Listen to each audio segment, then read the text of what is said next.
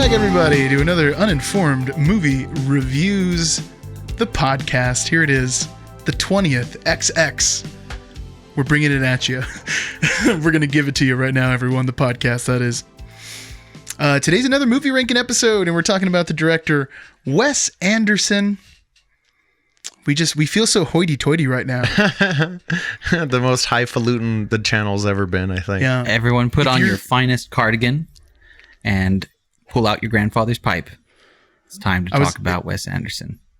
If you're not watching the video right now, we're all wearing matching velvet sports coats that are each our own color. And if you are watching the video, I have a fez. That'd be amazing. Okay, so if you're unfamiliar with Wes Anderson, or you're not, sure of all the movies because you're not a weirdo like us, here is every Wes Anderson movie. These are the ones we're going to be talking about today, in the order in which they came out. So it started back in '96 with Bottle Rocket. Then 2 years later, we have Rushmore. True. We have The Royal Tenenbaums from 2001. That's what I have too. The Life Aquatic with Steve Zissou, 2004. Stat Daddy Darjeeling keeping at it. Limited. Fantastic Mr. Fox, 2009. Moonrise Kingdom, 2012. The Grand Budapest, 2014. And Isle of Dogs, 2018. So this is all of them until French Dispatch comes out later this year and we update this podcast. Yeah, we were really graced by the delay of shortening this research by one movie. Ooh. You know what I mean? We would have had to sneak that 10 in there if it came out on time. Yeah, and that would have been that'd have been pushing the limit a little bit. These were a lot of movies to watch. Mm-hmm. And they all are a lot of movie, but what a delight. Oh my goodness. And maybe the toughest ranking endeavor that we've ever taken on. I think like right away, you and I talked at least, and you were like, hey, did we mess up? Like, is this going to be really hard? And I was like, yeah, I already feel so conflicted on how this ranking is going to go, but here we go. We'll see. I didn't think it was difficult until I actually started making the list. Like I made it today. I had an idea of what it was going to be before I got here. Then I sat down to actually make the list, and I found myself like cutting and pasting like in different tiers, like over and over again, probably about 5 times until I was like, I think I can nail this one down. Oh yeah, definitely did some cutting and pasting. I agree. This is a tough one. I mean, the Tarantino one was pretty tough, but I feel like we all had the same top 2 or 3, and we all agreed like what the worst were. On this one, although at the same time, I'm down to kind of put these movies in whatever order because they're all really good and they're all very distinct in their own thing. I think there's only one I'm not too crazy about, but we're about to get to that, aren't we? Yeah, here we go. So you know what, Danny, why don't you kick us off? So how we do this on the show, if this is like your first episode, is we're all going to say what our number 9 is. And then we're going to argue about it and make the definitive number 9. So we have 3 separate lists, but by the end of this episode, we will have our ranking. The official list, the only one that matters. Which will then be uploaded to Wikipedia and then IMDb and such. Exactly. The Library of Congress. Well, Danny, did you want to kick it off? What did you have for number 9? For my number 9, friends, I have Bottle Rocket. 1996's Bottle Rocket. All right. I think I can tell by Frank's. I was gonna say by Frank's face, I feel like he didn't pick Bottle Rocket. I didn't pick Bottle Rocket, but pretty close to my score for Bottle Rocket. I have Rushmore for number 9. Ooh. Oh wow! Rushmore is much higher on my list. Yeah, okay. Rushmore's much higher on my list. It's at number 9 on my list. My number 9 is Moonrise Kingdom. Ooh, okay. That's funny because Moonrise Kingdom is my number 8. Okay. Wait, we're spoiling it too much. Where do we need to suffice? So let's talk about Bottle Rocket. Let's talk about Bottle Rocket. Because I have Bottle Rocket at number 8. Like, it's not that big of a difference to me to concede one spot, honestly. Because like you said, the part that makes it so hard is they're all good. They're all really good movies. I had never seen Bottle Rocket before, and I really enjoyed it. Mm-hmm. I think it's fun. Yeah, I'm down. I'm down for 9. I had Bottle Rocket at 7, so that's not a big deal for me. I can definitely swing that. Yeah, concede 2 spots. I think the reason I didn't think Bottle Rocket. Well, the reason it's on my bottom is I thought it was funny. I thought it was a really fun film, but it just does not feel like a Wes Anderson movie to me. And obviously, this was like his first movie. It feels kind of like a stretched short film. The performances are kind of rough, but I mean, obviously, Owen and Luke Wilson have like really good chemistry. They are brothers. I wonder what it is. Well, you know, it is a short film. It was originally like a student film, and I agree, man. I think the pacing feels like, oh, we had to add a bunch to like make this long enough for it to be a feature. Yeah, the pacing definitely feels like its weakest point. I would even say like I don't even mind most of the acting. No, it's kind of nice for what it is. Apparently, the short film is what like launched his career, got him funding for it, and it was like a resounding success. Like they were just like, fund this film. I don't know if it was like 20 minutes long or something like that. And then when they actually made the feature film for it, it actually got the lowest like test audience rating for Paramount Pictures ever. Yeah, I heard about that too. That's really funny. And it also kind of like, I'm sure Frank, our numbers daddy, will tell us, but I may have some numbers for you. I was just going to say that none of his movies are like particularly successful. And it's also like, it's a little sad. Yeah, there's really only a few that he's going to hit like some pretty sizable returns on. I mean, it's going to take a lot of L's. He's going to take a lot of L's along the way. Speaking of L's, here we go. At 91 minutes, Bottle Rocket, written by Wes Anderson and one Owen Wilson and directed by Wes Anderson. Got a 7 out of 10 on IMDb, 85% on Rotten Tomatoes. Made on a budget of $7 million. They got that funding they were looking for. Opening weekend, $124,000. Ooh. Oh. Uh-oh. On February 25th, 1996, as a matter of fact, Wes Anderson's directorial debut anniversary is coming up right around the corner. How nice. Hey. How delightful. Oh. We definitely planned that on purpose. Exactly. And you know what? Since you're giving us the numbers, let me hit y'all with the plot synopsis. I think if there's any. Oh, just real quick. Worldwide gross. $560,000. Still not great.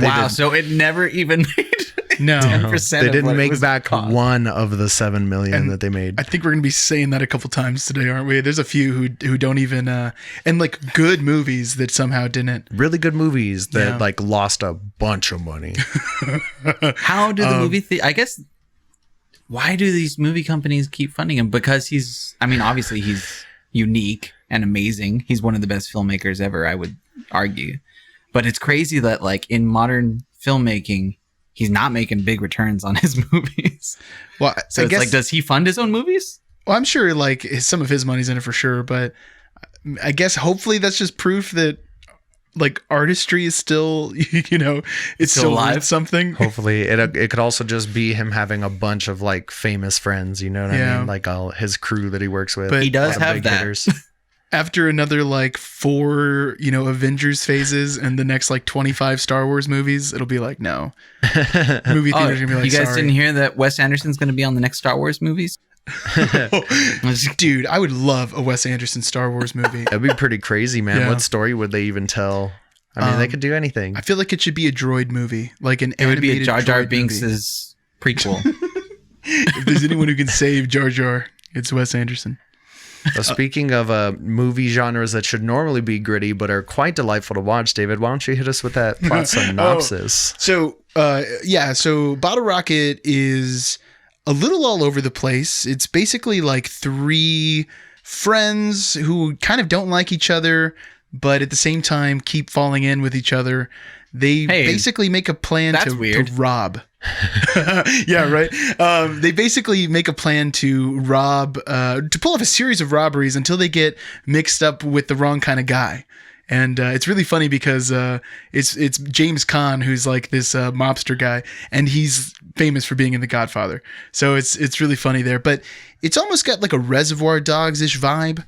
I don't want to spoil any more of the movie because I feel like this one actually has some twists to the story, but it's probably one a lot of people haven't seen. Yeah, this is the one that people haven't seen, but there's also a love story that centers around Luke Wilson and a like a housekeeper in a hotel, and it's very charming and endearing. I think it's one of the things that really works about the movie.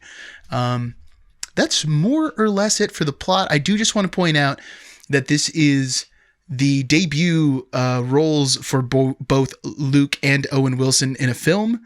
And it's also the first time that we get the Owen Wilson wow. Oh, wow. Wow. The first recorded wow. Yes. Noteworthy. I feel like you should have had that one, Stat Daddy.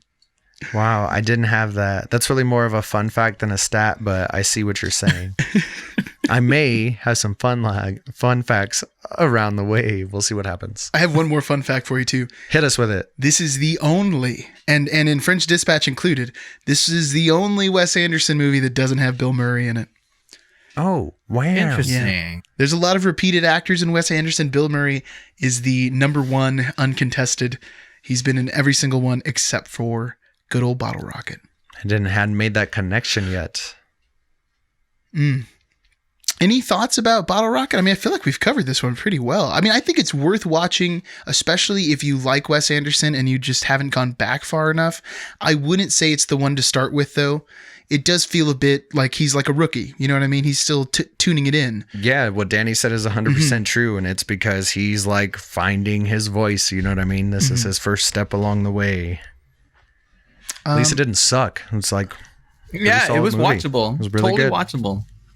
Like, if anything, it's like a B-. You know what I mean? It's a good movie. Fair. Yeah. Very fair. There's a couple of director's traits that I was trying to keep track of throughout all these movies.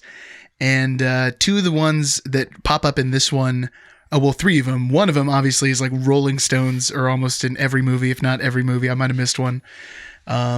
Wes Anderson also has a thing about writing interracial couples into his movies. Okay. Which I think is just notable. You know what I mean? It shows up enough times that, it sticks out.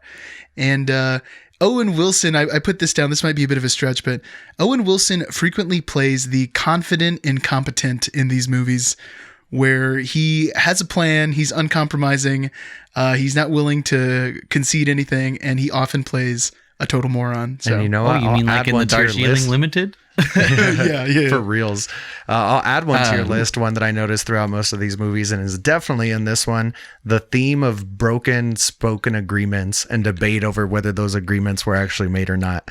It's like in so many of his movies, just like the debate of we agreed upon it, or like I never agreed to anything. Yeah. And it's usually blatant too. Like the audience knows that one of them's lying about it. Yeah. That is so. I didn't catch that, but that's hilarious. That is in most of in every piece of dialogue that he writes in every film too.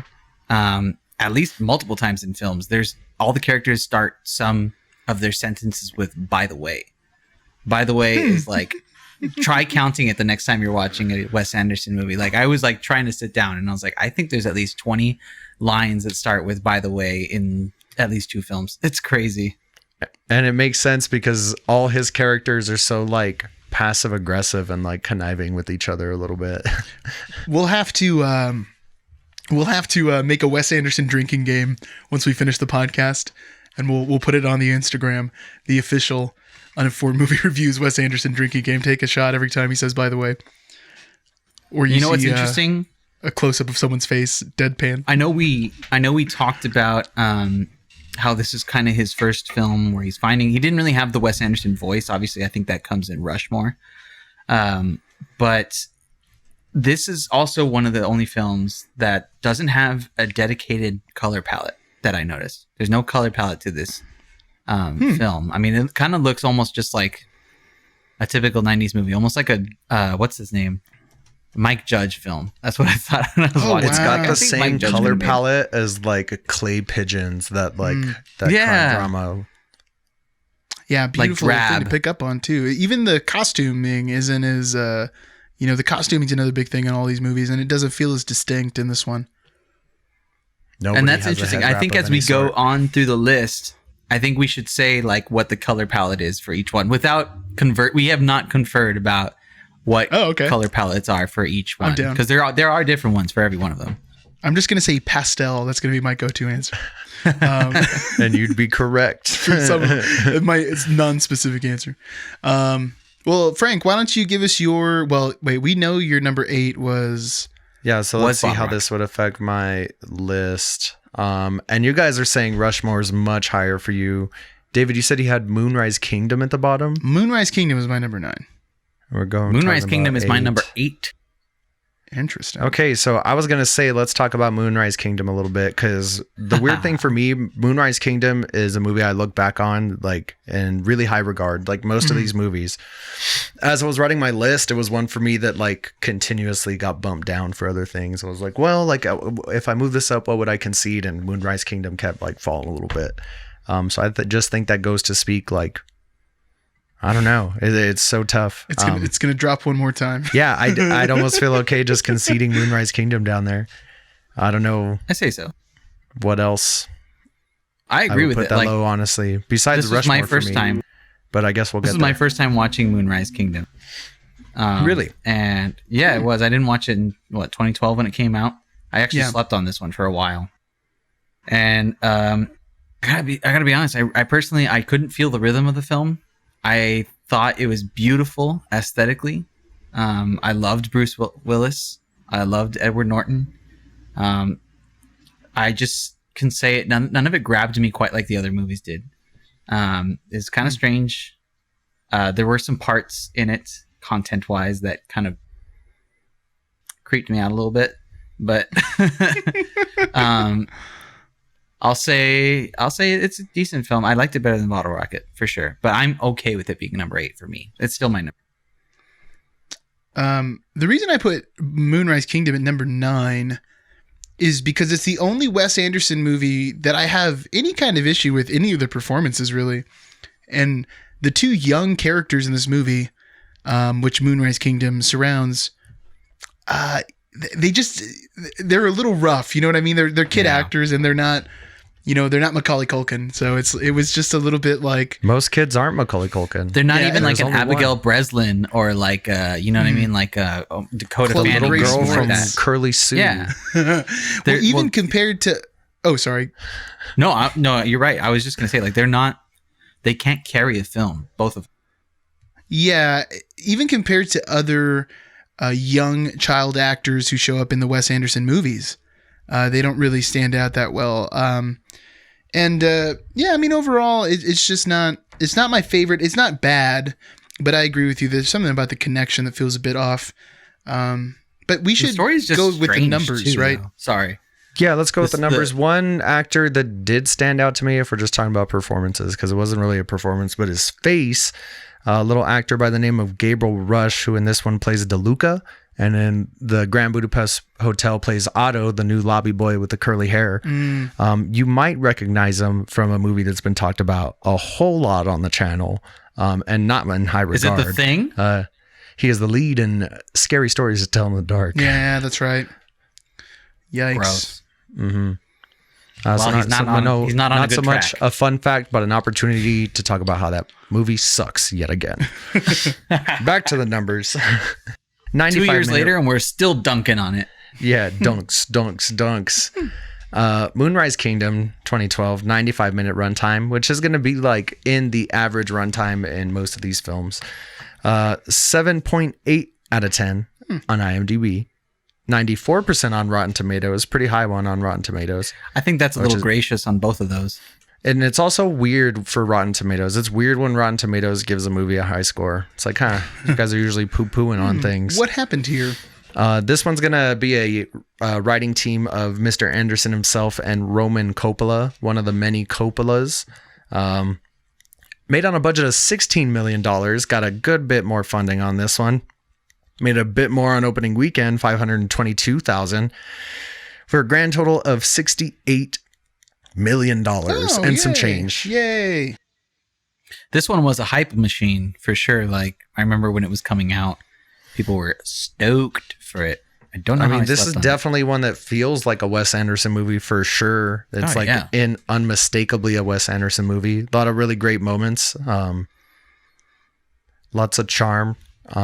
But yeah, I mean, over the years, this one's just fallen down the list for me, and right now it fell even further. What are you gonna do? I'm kind of curious, Frank, to like see what you thought about the movie, like in general. Ooh, well, like, what were your impressions?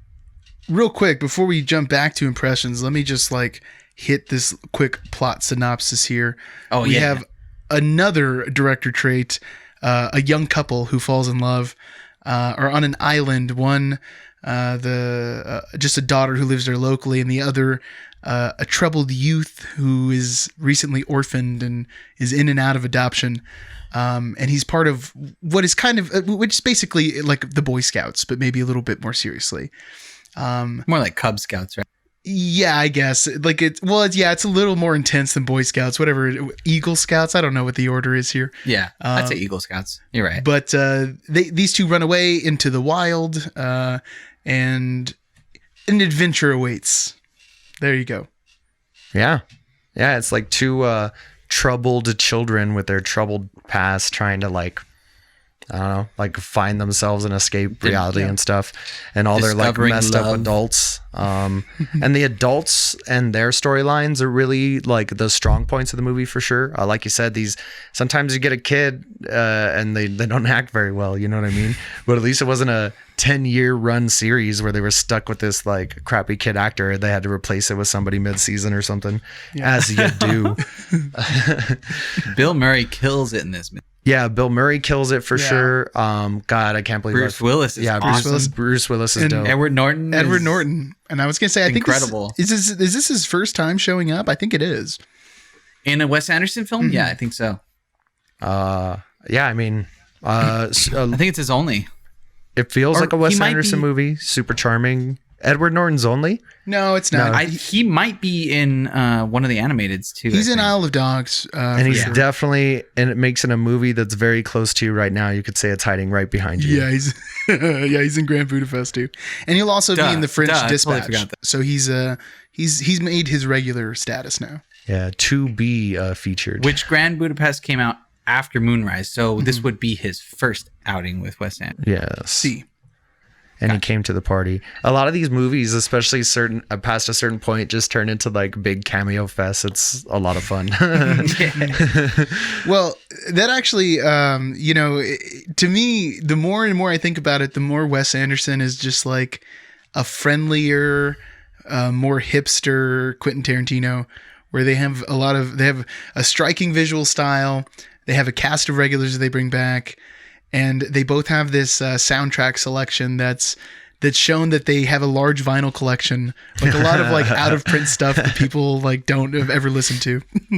And to be fair, Wes Anderson was probably the beginning of all of that. You know what I mean? Of the revival of vinyl, probably. Maybe. Surely. Undoubtedly. Does anybody know if Wes Anderson's into feet? Well, doesn't really show up in his movies that much. No. But some people know better than to just like wear their kink in front of everybody. If we're going by that rule, if that's the rule, then he just has like a fetish for Angelica Huston. That's how that shakes down. Oh yeah. So way too much.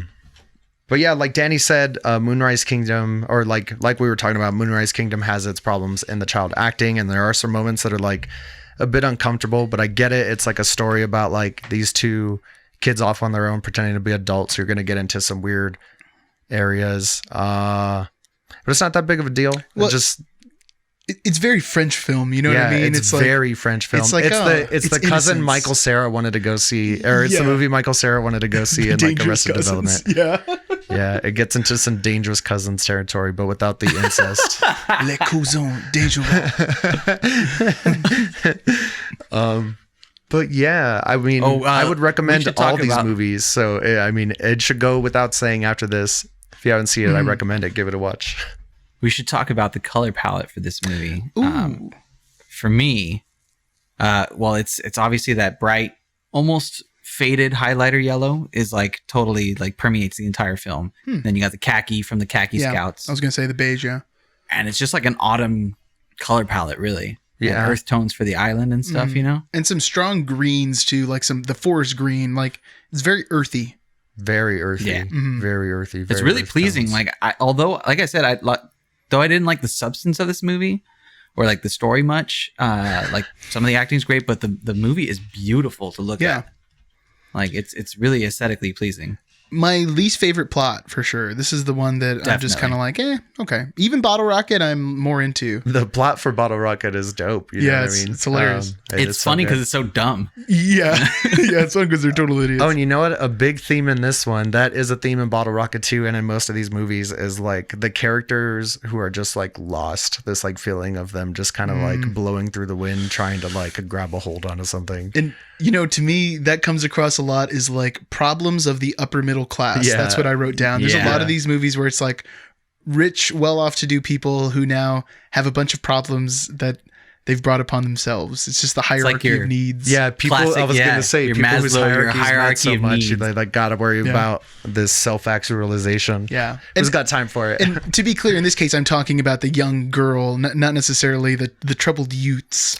Yeah, the troubled youths has and some even problems. The young girl and her family, right? I mean, they're just upper middle class, and they all their needs are met. They're just finding reasons to hate each other. Okay, well, I guess that kicks it to me, and I feel like this is going to be a bit of a disagreement here. Let's disagree. We should just rename this segment. Let's disagree. Let's disagree, and we'll all say it together, but at different times and in different ways. I love it. Let's disagree. Okay, so we've already covered my number 7, Bottle Rocket, and my number 9, my bottom pick, Moonrise Kingdom. My number 8, this little guy in the middle, an island, if you would, is Isle of Dogs. I knew you would, you filthy cat person. I knew you would do Isle of Dogs dirty. Yeah, Isle of Dogs is a story of like a utopia being spoiled by a couple of rascally dogs. Like they have the perfect setup going, and then some dogs really ruin the day.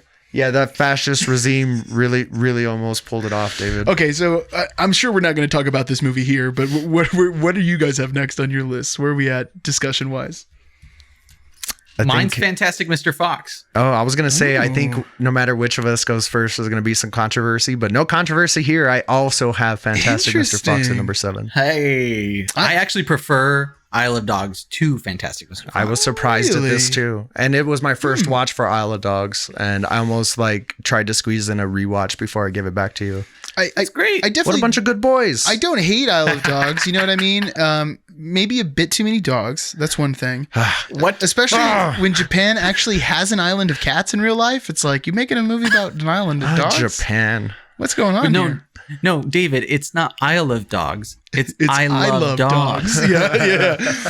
It's one of those, when you're like reading the movie poster. Oh, I see. Oh, okay. Cue the gif of Eric Wareheim just in the spirit of goodwill, I'm down to move Fantastic Mr. Fox down here. So let's go ahead and do that because you guys both agree. So our number 7 will be Fantastic Mr. Fox. And you know what? Let's make this real tight. Why don't you just hit us with the numbers right now, Frank, and then I'll hit you with that. Number time, Wes Anderson's 2009 released with his writing partner Noah Baumbach, who we'll see again. Based on a novel by Roald Dahl, a little unknown author, Roald Dahl. Speaking of crazy magical worlds, Roald Dahl. I think you mean crazy cussing magical worlds, Frank. I meant what I meant. What else has he done? David, I'm not made of clay. I'm not stop motion. But I wish I was. 87 minutes on the runtime for the Fox. 7.9 out of 10 on IMDb. 93% on Rotten Tomatoes. This is going to be another loved one for the tomato throwers. Budget of $40 million. That's a lot of clay. Wow. Yeah. Opening weekend, $265,000. Oh, I thought you were going to say million. I was excited. No, not million. Wow. They'll make some millions, but 46 of them. So $6 million profit there. Barely crossing the line. For Wes Anderson, pretty good. Pretty good profits on this one. The problem is how many 8-year-olds shop at Urban Outfitters, because that's who's going to see this movie. 8-year-olds who shop at Urban Outfitters. That's the target audience, and there's not a lot of them, unfortunately. I mean, no, it's for kids that are named like Aiden and like Liam and stuff. Those are the kids that are gonna go. Wow. Yeah. Mordecai. I thought of it more of like a good movie you could see as an adult and like take your kid and it won't like ruin them.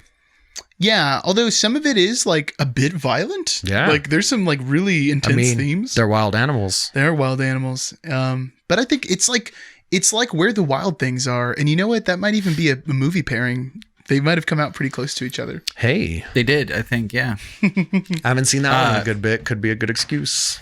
Why don't you hit us with that synopsis, David? Oh, of course. Okay, so Fantastic Mr. Fox is about like basically the character Danny Ocean, but in fox form, played by George Clooney. And he's super smooth, as a fox would be. He's a chicken thief, as a George Clooney would be. Mm-hmm. He promises to hang up the tail and give up his thieving ways. Oh, and hang up the tail he does. Yeah, he does.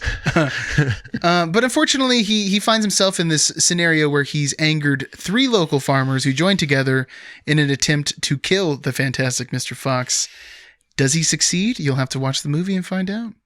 David, this isn't a movie where we just get all our best friends together and nothing matters, like Ocean 11. It's like the same idea, but it came out better. You know what I mean? Like if Adam Sandler wrote better movies, this would be and Fantastic Mr. Fox. And there aren't 8 of them. Yeah. Oh, man. Really, I gotta say, for me, on this most recent rewatch of Fantastic Mr. Fox, I realized something about this movie. This whole time I thought George Clooney was the star of this film. Like, obviously the standout is Mr. Fox. He's in the name. No, this is Bean's movie. Bean is the star, man. Is that Jason Schwartzman? No, who plays Bean? I didn't write it down in my notes because I'm an idiot. Are you talking about one of the... He's the main baddie. He's the one who is, and we'll get into it. He's the one that the two, they're essentially lackeys. They're supposed to be these two like farmers, but there's a ton of moments in the film where you see the like power order, you know what I mean? They're waiting for instructions to see like how they're supposed to fall in line behind this guy. Bean is played by Michael Gambon, who's most known for being Dumbledore. Nice. Yeah. So many dope moments and shots with Bean. And the thing about Bean, these other 2 guys, they are like farmers, but their whole thing is like they are busting out the numbers. But this guy, he's like the artist of them. He's like created his own like genus of apple, and it's his own breed of turkey. You know what I mean? He's like an artisan, and this filthy fox comes in and starts wrecking it all his hard work. Yeah, he's a star. That is beautiful. I'd love to see like just a movie reshoot from Bean's perspective. We make the fox the bad guy. This is one of, because I loved Roald Dahl when I was a kid. This is one of the books I've never read, and I feel like I never even heard of it. I learned that it was based on a Roald Dahl novel today. Yeah, I hadn't known that before, and I also loved Roald Dahl when I was growing up. So that you're not alone in that, bud. Right there in you. I have right there with you, not in you. Maybe later.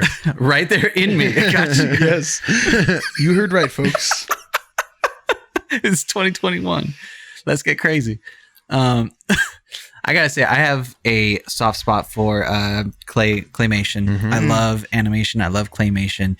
It's automatically like nostalgic for me, no matter when it comes out, because it reminds me of like early 90s movies and stuff. But this movie has a lot of heart in it. The animation's incredible. The art style is beautiful. It's quick. It's snappy. It's witty. It's got the Ocean's 11 charm without all the fat in it. I love it. I thought it was great, and every time I watch it, it gets better. And it makes it is like Wes Anderson's kid movie. It's like his kid's movie. Yeah, I like the real furry appearance of all the animals. They really nail that. The details, my goodness, and the details. You're gonna see it again in Isle of Dogs, but yeah, maximized. It looks really great, and it's so vibrant. This one is so vibrant and colorful. Well, what do you think about color palette wise, Danny? Well, again, we're back with the very bright yellow, although it's not as faded as it was in Moonrise Kingdom. I feel like there's almost a sepia tone on Moonrise Kingdom. Fantastic Mr. Fox has like almost a highlighter yellow that shows up in a lot. There's also, again, earth tones, almost autumn tones. Yeah. Where you get all those awesome dissections of like the layers of the earth so many times. It's such a beautiful thing. So cool. Very I don't know if you guys notice any other intro colors. to ants.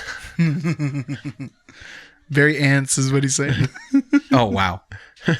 Did you guys notice any other Wes Anderson colors in there? Or what kind of colors did you notice other than the yellow palette, brown palette mostly? To be honest, this one feels just so similar to Moonrise Kingdom because they're the two that are very outdoors. Yeah, there's only two that are like super outdoor. I mean, Isle of Dogs is, but it has its own thing going on. Oh yeah. So I don't know. Yeah, I think you got it covered, man. I don't think I picked up on anything else in particular. Yeah, it's a fantastic movie. I mean, still hangs out in the B spot for me. Great movie. I won't watch it every year, but it's fun. Yeah. Yeah, honestly, I feel like I scratched any kind of itch I would have had. I'll probably be good on Mr. Fox for a good little while. For a bit. I agree. Which is definitely one of the factors I tried to use. Like, what am I hurting to watch the most again? After busting through all 9 of these movies. George Clooney movie, right? Yeah. Maybe he's like a pain, you know what I mean? Like maybe he's super snotty. They're like, eh. I've heard it. Excuse me. I heard he's You got to wonder when you have a director like this, you know what I mean? Or Quentin Tarantino, and they always use the same people, and then someone shows up and never comes back. You're like, what happened here? Yeah. These two didn't mesh. Yeah. How come Robert De Niro's not in more Tarantino movies? What's going on? Well, Danny, I think you're next in line, man. Let's try and figure out what's going on. What's going to be We're going to start getting to some dangerous territory. Yeah, we are getting into a contentious spot. Yeah. I am sure. Because at number 6 for me, this was tough. Okay, let me just get to here and just say that at this point, things got very tough. Yeah. I had to shuffle a lot. Agree. I had to shuffle a lot and really, I really had to have like a dialogue with myself to figure out what was most important and which one I could watch the most over and over again. I do love this movie, but it's down here for me. This is going to be number 6, The Darjeeling Limited. My number 6 is the Darjeeling Limited. Now, keep in mind, I still have Isle of Dogs below that, but 6 is Darjeeling Limited. All right. Interesting. So I'm wondering where Danny has his Isle of Dogs, because I have Isle of Dogs at number 5. Isle of Dogs is my number 5. Oh, interesting. Interesting. Should we talk about maybe putting Isle of Dogs at slot number 6? Yes. I think I could secede to that, yeah. I can definitely secede to that. Yes, we should. All right. That will make the upcoming arguments a little bit easier for me, I think. Or who knows? It's funny. When I was making the list, they were right next to each other. And I was just like, I'll slip Darjeeling Limited in between there. But yeah, I can suffice to put that there. Yeah, I mean, talk about close races. Oof. Well, if it's Isle of Dogs, then you know what's next then, Frank. You numbers man, you. Number time. His most recent release, Isle of Dogs, 2018, 111 minutes longer. 7.9 out of 10 on IMDb, 90% on Rotten Tomatoes. The screenplay was by Wes Anderson, and the story's by Anderson himself, Mr. Coppola again, Jason Schwartzman, and Kunichi Manura. Directed, of course, by Wes Anderson. That's why we're here. Opening weekend, $1,630,000. Worldwide gross of $64 million. That's a good one. And I bet you're asking yourself, numbers, Daddy. You skipped the budget. Why aren't you giving us the budget numbers, Daddy? Couldn't find it anywhere. This is one that I quit out of frustration for sure, because I could find a lot of estimates and a lot of things where people said something and then were corrected. Oh, I was thinking about another movie. Sorry. Wow. No idea what the budget was. I saw this movie on opening day. So nice. Yeah. You're one of those. You're part of that money. Yeah. This is one that surprisingly I slept on until this list. I just watched it for the first time as part of this research. And crazy. Love Wes Anderson. Love dogs. Was delighted to watch this thing. Yeah. Well, let me get the good old fashioned synopsis in here, and this one's real simple. It takes place in Japan in a fictional city, Megasaki, where a incumbent, he's basically a dictator at this point. He's like Vladimir Putin, decides to ban all dogs because they're sick. This is very much like a Star Belly Sneetches style story. It's one of those stories to teach your kids about discrimination. But yes, all the dogs are banned, and a young boy, the ward of the mayor, decides, you know what, he loves his dog so much, he's going to go to the trash island where all the dogs are sent to try and save him, where he meets just a rascally group of pups. And he does so on a trash airplane. Yeah, that's true. Yeah, there's a lot of trash in this movie. Yeah. one of the most beautiful displays of trash that I've ever seen in my life. Top 3 movies about trash. We're talking claymation like this. We were just talking about Fantastic Mr. Fox. This is like a decade later almost, and you can just see such an improvement on like the claymation. Like they obviously had, I would assume it had a bit bigger budget, but the filming is incredible. Like all the fibers look real. All of it is real practically. So I have to sit back and realize that these are actual just photographs just going at high speed. You know what I mean? It's not like some of it probably was computer generated, but it's beautiful. I loved it. It's hilarious too. And it's a lot of good boys. I love good boys. God, love the good boys. This is another one, again, like the details. He busted out the big guns for this one. One of my favorite claymation things Wes Anderson does is the like steam and smoke. He does like the little like hairy fibers. And you just see it so much in both of his claymation movies. It's so good. The way he does water, all the things. The things. The like dust cloud that shows up when they're fighting. Oh my God, the cartoony scraps. That's really good. And you know what? Both of them have some very like intense themes. And in this one, there's a couple gags, like particularly the beginning. I don't want to spoil it, but about like a dog skeleton that's just really, really funny. It like works really well. Oh yeah. But it's also got a lot of love for Japan. It does this interesting thing where most of the humans are Japanese, with the exclusion of like 1 or 2. But the Japanese humans speak Japanese, and there's no subtitles, and the dogs all speak English. And it's really funny because the dogs don't understand the humans because they speak Japanese, but it's like, why don't these dogs who have Japanese owners and were born in Japan speak like, because dogs speak English? Where did they learn English from though? What is this? They speak dog, and dog is English.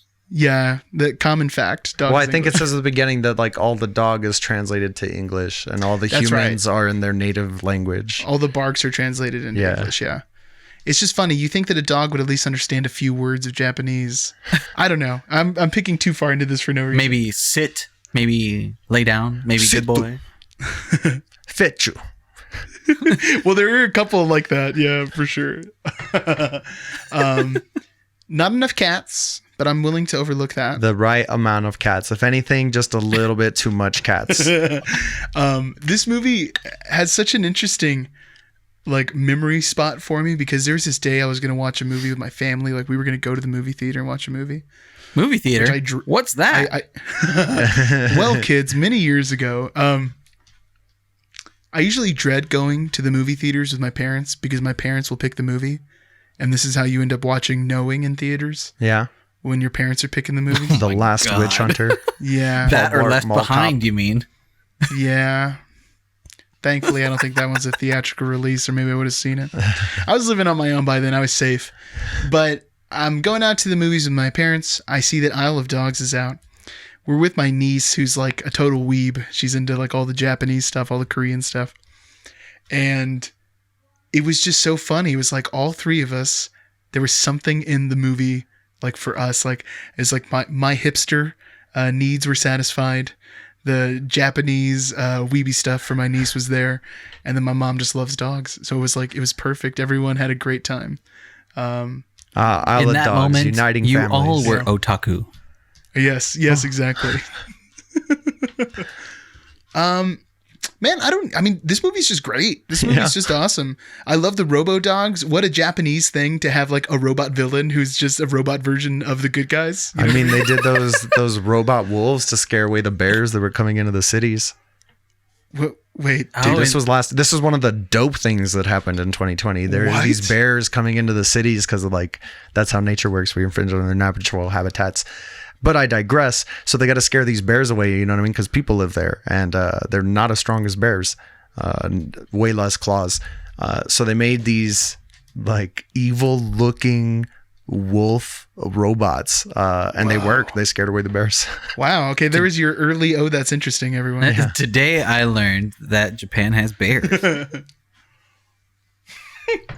Yeah, Japan's got bears. Haven't you played Ghosts of Tsushima? Haven't you ever read Berenstein Berenno? You mean the Berenstain Berenno? Mandela effecto. Wow. I'm not Asian. I should stop. Yeah, I was going to say, for some reason, the Japanese one's not as offensive as other ones. You know what I mean? It's because we fought them in World War II. Anybody we fought in World War II, we can still make fun of a little bit. Wow. You're not wrong, though, I guess. That kind of checks out. Dude, the Germans, you can still make fun of them. Italians? The Italians, come on. Whoa. We're all making fun of the Italians. And we make fun of the Japanese because they're so weird. You heard it here first, everyone. But I'm pretty sure that's part of like the Geneva Convention. It's like if you did a war. No. Ted Cruz told me the Geneva Convention was for only people who live in Geneva. You mean Paris? Yeah. Oh, why are we giving stuff to the people of the Parisians? Who are they? Oh, wow. They have brown bears and black bears in Japan. They got big old bears. That's crazy. I was like, what's Danny looking up right now? He's looking up bears in Japan. I was looking at bears. I'm looking up Japanese bears. Well, anything else on Isle of Dogs? I mean, just an all-around enjoyable movie, a great kids movie again. Like, his kids movies are not coming out of the park. And it's that kind of movie where, like, if you have a little kid and you know your kid's going to watch the movie 10,000 times, at least it's not going to, like, kill you. You know what I mean? Yeah. To have to hear that in the background over and over and over again. Yeah. I would just say prepare your heart and make sure that you don't have anything too precious, like, in your arms. Because at some point you're going to see the cutest claymation puppies that you've ever seen in your life. And I wasn't ready for the way it was going to affect me. I was laughing out loud because I was like, oh, I physically felt something happen in my chest. I thought they were ugly, but this just goes to like... It's just you being like a serial killer. But even Michelle thought they were gross. Oh, I thought they were so cute. That's so funny. Oh, my goodness. My goodness. Danny, anything else on Isle of Dogs before we set sail? Let's talk about De Colores, friends. Oh, yes. For this one, it was really interesting. I mean, is trash a palette? Please take it. I was going to say, this one is like, okay, first off, silver, because we get so many of the, robots. Also, a lot of the trash has this kind of metallic look to it. Lots of pale blue, a lot of close-ups of like eyes. And then I get a lot of black and red because there's a bit of like authoritarianism definitely pointed across like from the mayor side. I was going to say Japanese it's way flag. More in. Yeah, a lot of red. Like in the you see Japanese a white, flag. red, and strong red and black also. But yeah, it's like very sharp. All of the colors are very sharp and defined. Well, it's very industrial and it's very imperialistic. You know what I mean? That's the whole like vibe, and the colors kind of nail it for that one. Everything's a bit more drab for sure. It's like so the beating different down for a of Wes conforming Anderson color for palette. the better good. It's just so different from like any of his other color palettes. It's very striking. Well, it's the exact opposite of the color palettes we've been talking about with Fantastic Mr. Fox and Moonrise Kingdom. Well, and it's clear that Wes Anderson, like, it's one thing for like just a white man in America in like this day and age to be making movies about other people's cultures. You know what I mean? Like, that is frowned upon so often. Like, for instance, take the Ghost in the Shell movie. But Wes Anderson actually like got Japanese people involved in the art direction, in the cast. Like, he's just a legit guy. You know what I mean? And it feels so authentic. That's what's cool about it. And I feel kind of jealous because I think about like Japanese people watching this movie and getting to understand all the dialogue. You know what I mean? And having to read subtitles for the dogs. That sounds so cool. Another reason to learn Japanese for anime, for video games, and now for Isle of Dogs. And to flex on your weeb friends. I'm gonna talk trash behind people's backs. Okay. So Isle of Dogs. What was the IMDb again on that, Frank? I'm sorry to bug you back for the numbers, but Oh, it's okay. IMDb on that was 7.9 out of 10, David. okay, thank you. And then I think that brings us to, is it back to me? Am I skipping you, Frank? I think it is back to me, right? Well, Yeah, I don't know. because it was Why me. don't you go? either way. Or was it to Dan? I don't know. Here's the thing, though. Yeah, I'm pretty sure it was next originally is gonna be- Darjeeling Limited, and then we seceded to Isle of Dogs. So I think it's yours. So we're at the number 5 slot. Are we going Darjeeling Limited, or do we have an argument for something else? Because I know for Danny and I, we're there, right? That's about where you guys are landing. Yeah, I've been wondering this whole time because since I had Rushmore Rushmore so low. Where am I going to start to try to like weasel it in there? But I still feel like we might still be too low on the list to get you guys to wiggle. I'm honestly really curious to see where you guys have it on your list. Well, it's not number 5. I mean, I would say, well, my number 5 was Isle of Dogs. Okay.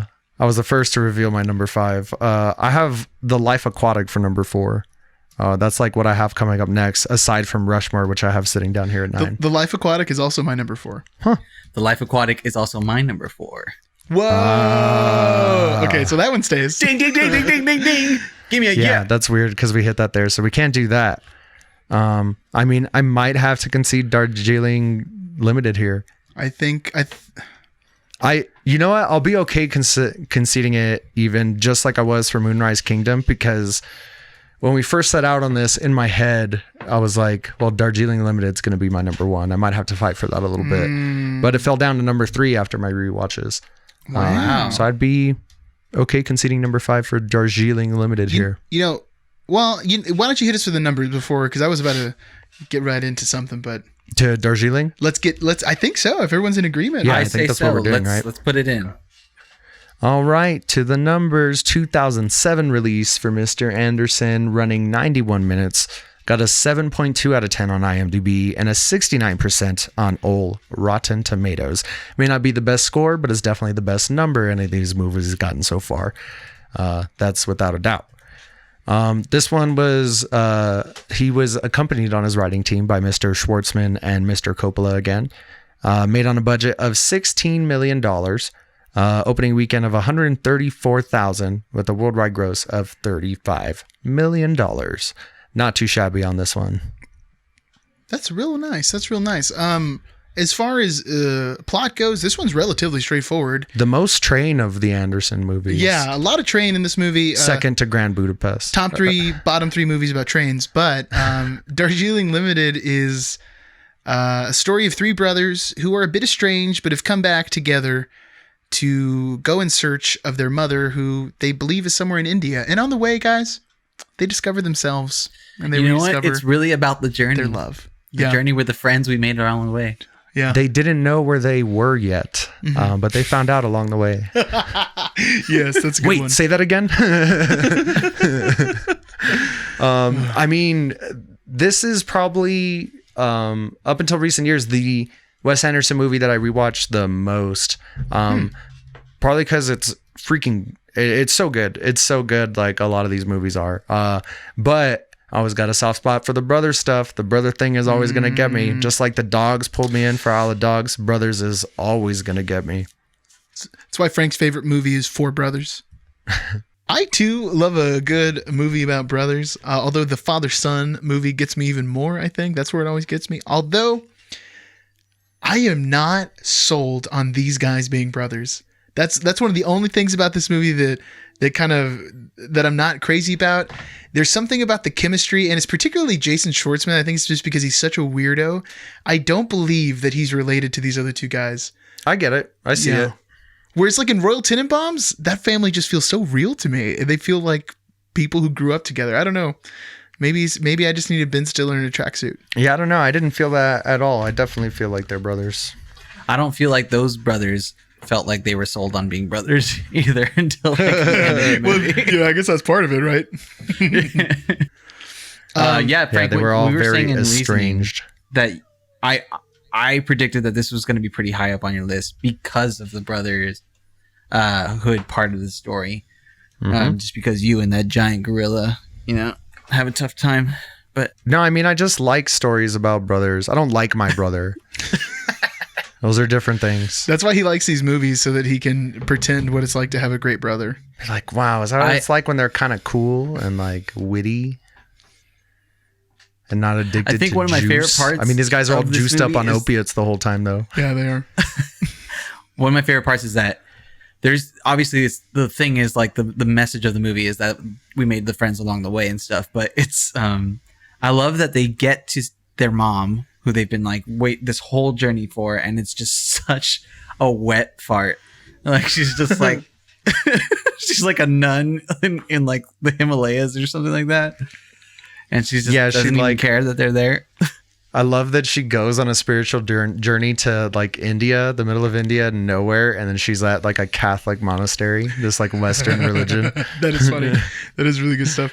There's something about these movies where, I already brought up the thing about the middle class problems. This is a classic middle class problem movie, but there's something about these movies where the plan, the goal of the protagonist falls apart, but it ends up okay anyway. You know what I mean? Like they end up in a better place. It's just, it's so that happens in at least like the next 4 movies for sure. Yeah, it wasn't the journey that Owen Wilson's character meticulously planned out, but it's the journey that they needed for sure. This is one of 2 of Wes Anderson's films that are going to give us delightful shorts as a result of being Hotel Chevalier. Obviously released in 2007 in conjunction with this movie. The other one being a Cousin Ben troop screening off of Moonrise Kingdom. Mm-hmm. You know, Hotel Chevalier, it's not important enough, I think. You know, maybe that's mean to say. You could totally watch this without that short film. I mean, you get a little bit... It's not important enough? Yeah, pretty much. That's what I mean, it's nice, I guess. You get a little more about Jason Schwartzman's character. But really, if you watch it before you watch Darjeeling Limited, you can go, at the end when they like trail all the different characters and Natalie Portman's there for some reason. You have no idea why. You know what? She actually, this is just a side note, not a lot of nudity in Wes Anderson movies, but this is one that has nudity, particularly Natalie Portman. And she's gone on to say that like she really regrets doing that. Like she does not like that she did the scene. And apparently she said something about like she didn't even really realize the portrayal, like how it was going to be shown on screen. You know what I mean? A bit of like a Basic Instinct scenario. Well, that's what happens sometimes when you make decisions. You grow to regret them. Particularly that human being. I have a couple other things I want to say about this one. So we get again, like as far as movie or director trademarks, we get again another interracial couple. This movie is also told in chapters, and I don't think I brought this up before, but a couple of these other ones we've done where we get like chapter titles at different parts of the movie. Unless I'm mistaken, I'm pretty sure Darjeeling Limited has chapter titles, right? I feel like now they're a bit mixed up in my head. Moonrise Kingdom, I believe, does have chapter. Yeah, so does Fantastic Mr. Fox, and so does like... Yes. I can't remember the chapter titles for maybe it doesn't Darjeeling. Then. I should have brought this up when we got to Grand Budapest. Well. Mm-hmm. Yeah. And so does the Tenenbaums. A couple other things, though. One that we have to mention, you see it at the end of this movie, and it's almost at the end of every Wes Anderson movie, is the mid-shot speed change, where a shot starts off in regular speed and then cuts to slow motion, and then comes back like to regular speed. And almost all of them end that way. And just 2 more quick things. Sorry, there's a lot of stuff I picked up in this movie. One of them is when there's a traumatic event in Wes Anderson movies, he likes to cut all the audio. We see it in Royal Tenenbaums, but we see it in this movie too when the brothers come across another group of brothers and they fall into the river and they're trying to save them and one of them dies. And I think it's just such an important scene for those characters to kind of like reevaluate their relationship. Man, what an intense scene too. It's like really scary. It took a moment that forced them all to, at the same time, in one split moment, to stop thinking about themselves for a second. You know what I mean? Yeah. They had to have that like huge jolt. And not only is it like a character shift, but it's also like a plot and film shift, like in total. Like the tone of the movie totally changes after that. Oh, yeah. Definitely does. Like it is a comedy drama, like almost like black comedy in some ways, you know?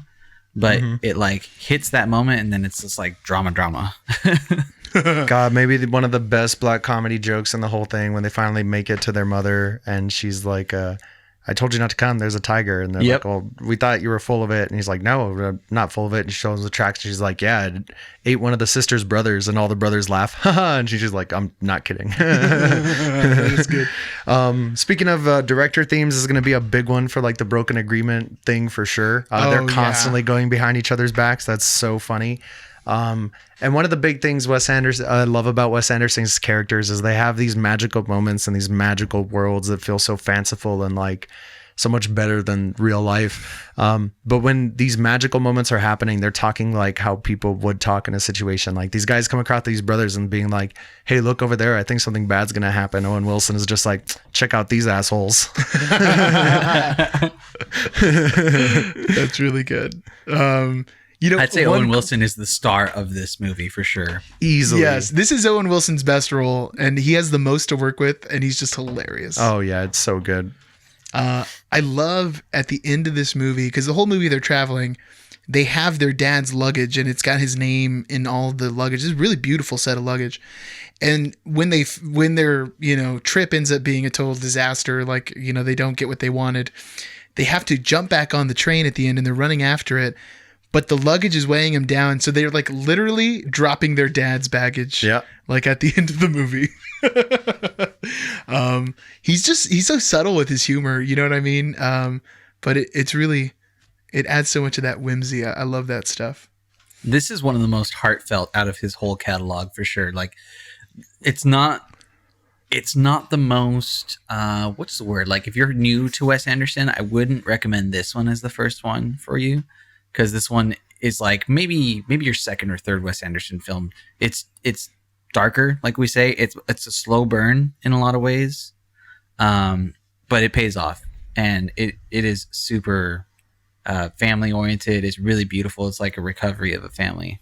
And there's another movie that's a recovery of a family that's great too, that we'll get to. I wonder which one he could be talking about. What could that be? Well, what about color palette wise? What are we looking at here, Danny?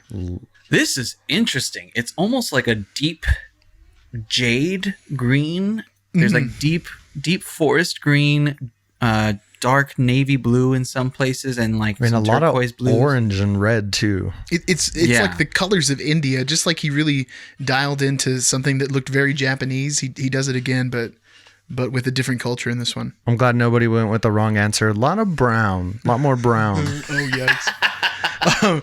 I got to say, too, this is one of the most visually striking ones to me because, and the people that he gets to work as like production designers, one of them who worked on the Kill Bill films and like a bunch of Quentin Tarantino movies, which I think kind of matches these, like they both have really distinct and purposeful visual design, but I watched a little bit of behind the scenes on this thing, and it's crazy. Like these people came in and designed, every aspect of this train. Like there's a bunch of elephants, that are all over the train, and each one was like hand painted by an artist from India. They've got a lot of artists from India to come in and like make sure that the train and everything about it felt really authentic.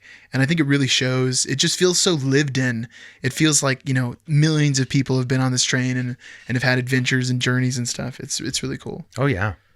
I want to crossover with Snowpiercer. That's what I want. Heck yeah. Crazy, ridiculous. T3, Breathe 3s, train hybrid movies. There you go. Bong Joon-ho movie ranking. There's only like 4 or 5 of them. We should go. We should do it.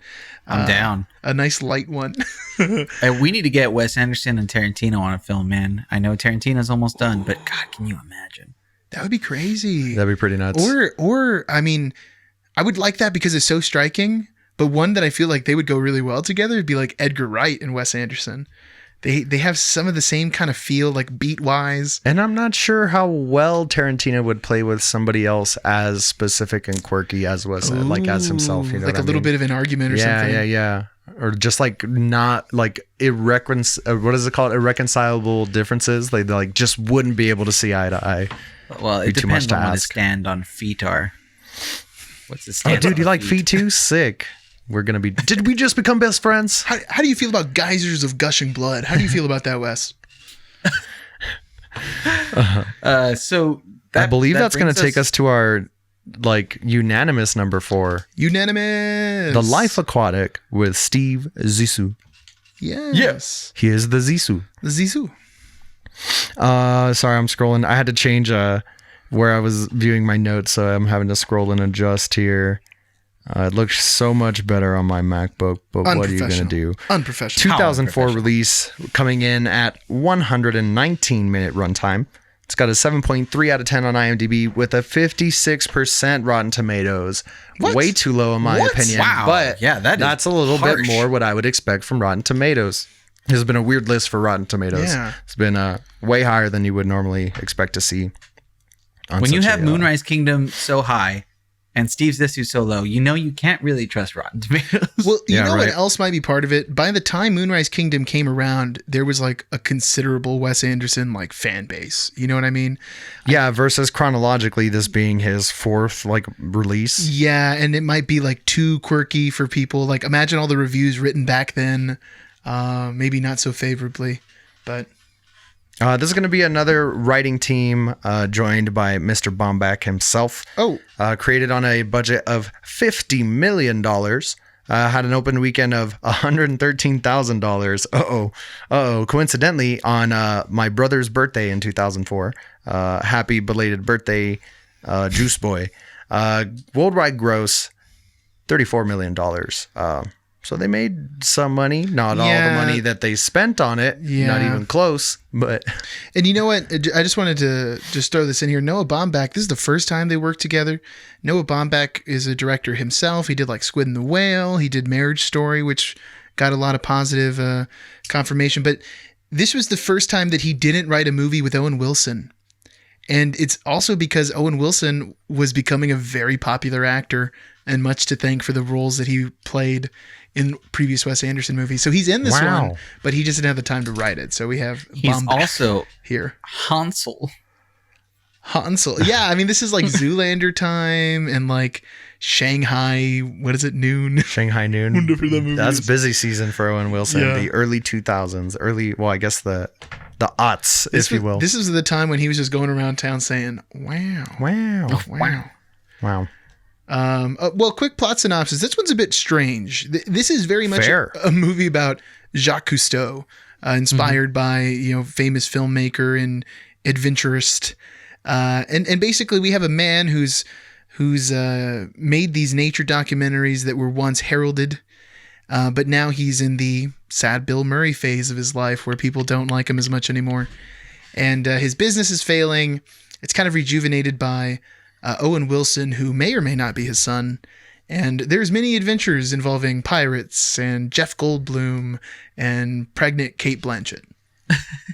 And some more nudity, some more rare nudity, and gunplay. Yes. We don't get a lot of gunplay in Wes Anderson, but he'll give you some. And when he gives it to you, he gives it to you. He does. A couple of unusual things in this one. Oh, what's just that? To insert a little uninformed movie reviews note. This may be a good movie pairing in the future with the SpongeBob SquarePants movie. What? Okay, yeah. Just to get the Jacques Cousteau vibe through and through. I was gonna say I don't think I've ever seen all of that movie. I've seen parts of it at different points in my life. I need to go back and watch it, man. I mean, I love SpongeBob. I need to check out that movie. What a fantastic IP. Well, about The Life Aquatic, man, this one really hits me. The story, it's just like I was just saying, the father-son thing, man. Something about it. Getcha. Something about it really deep. gets me. Yeah, there's a lot of deep almost as themes in deep here. as the depths that they dive to. Almost.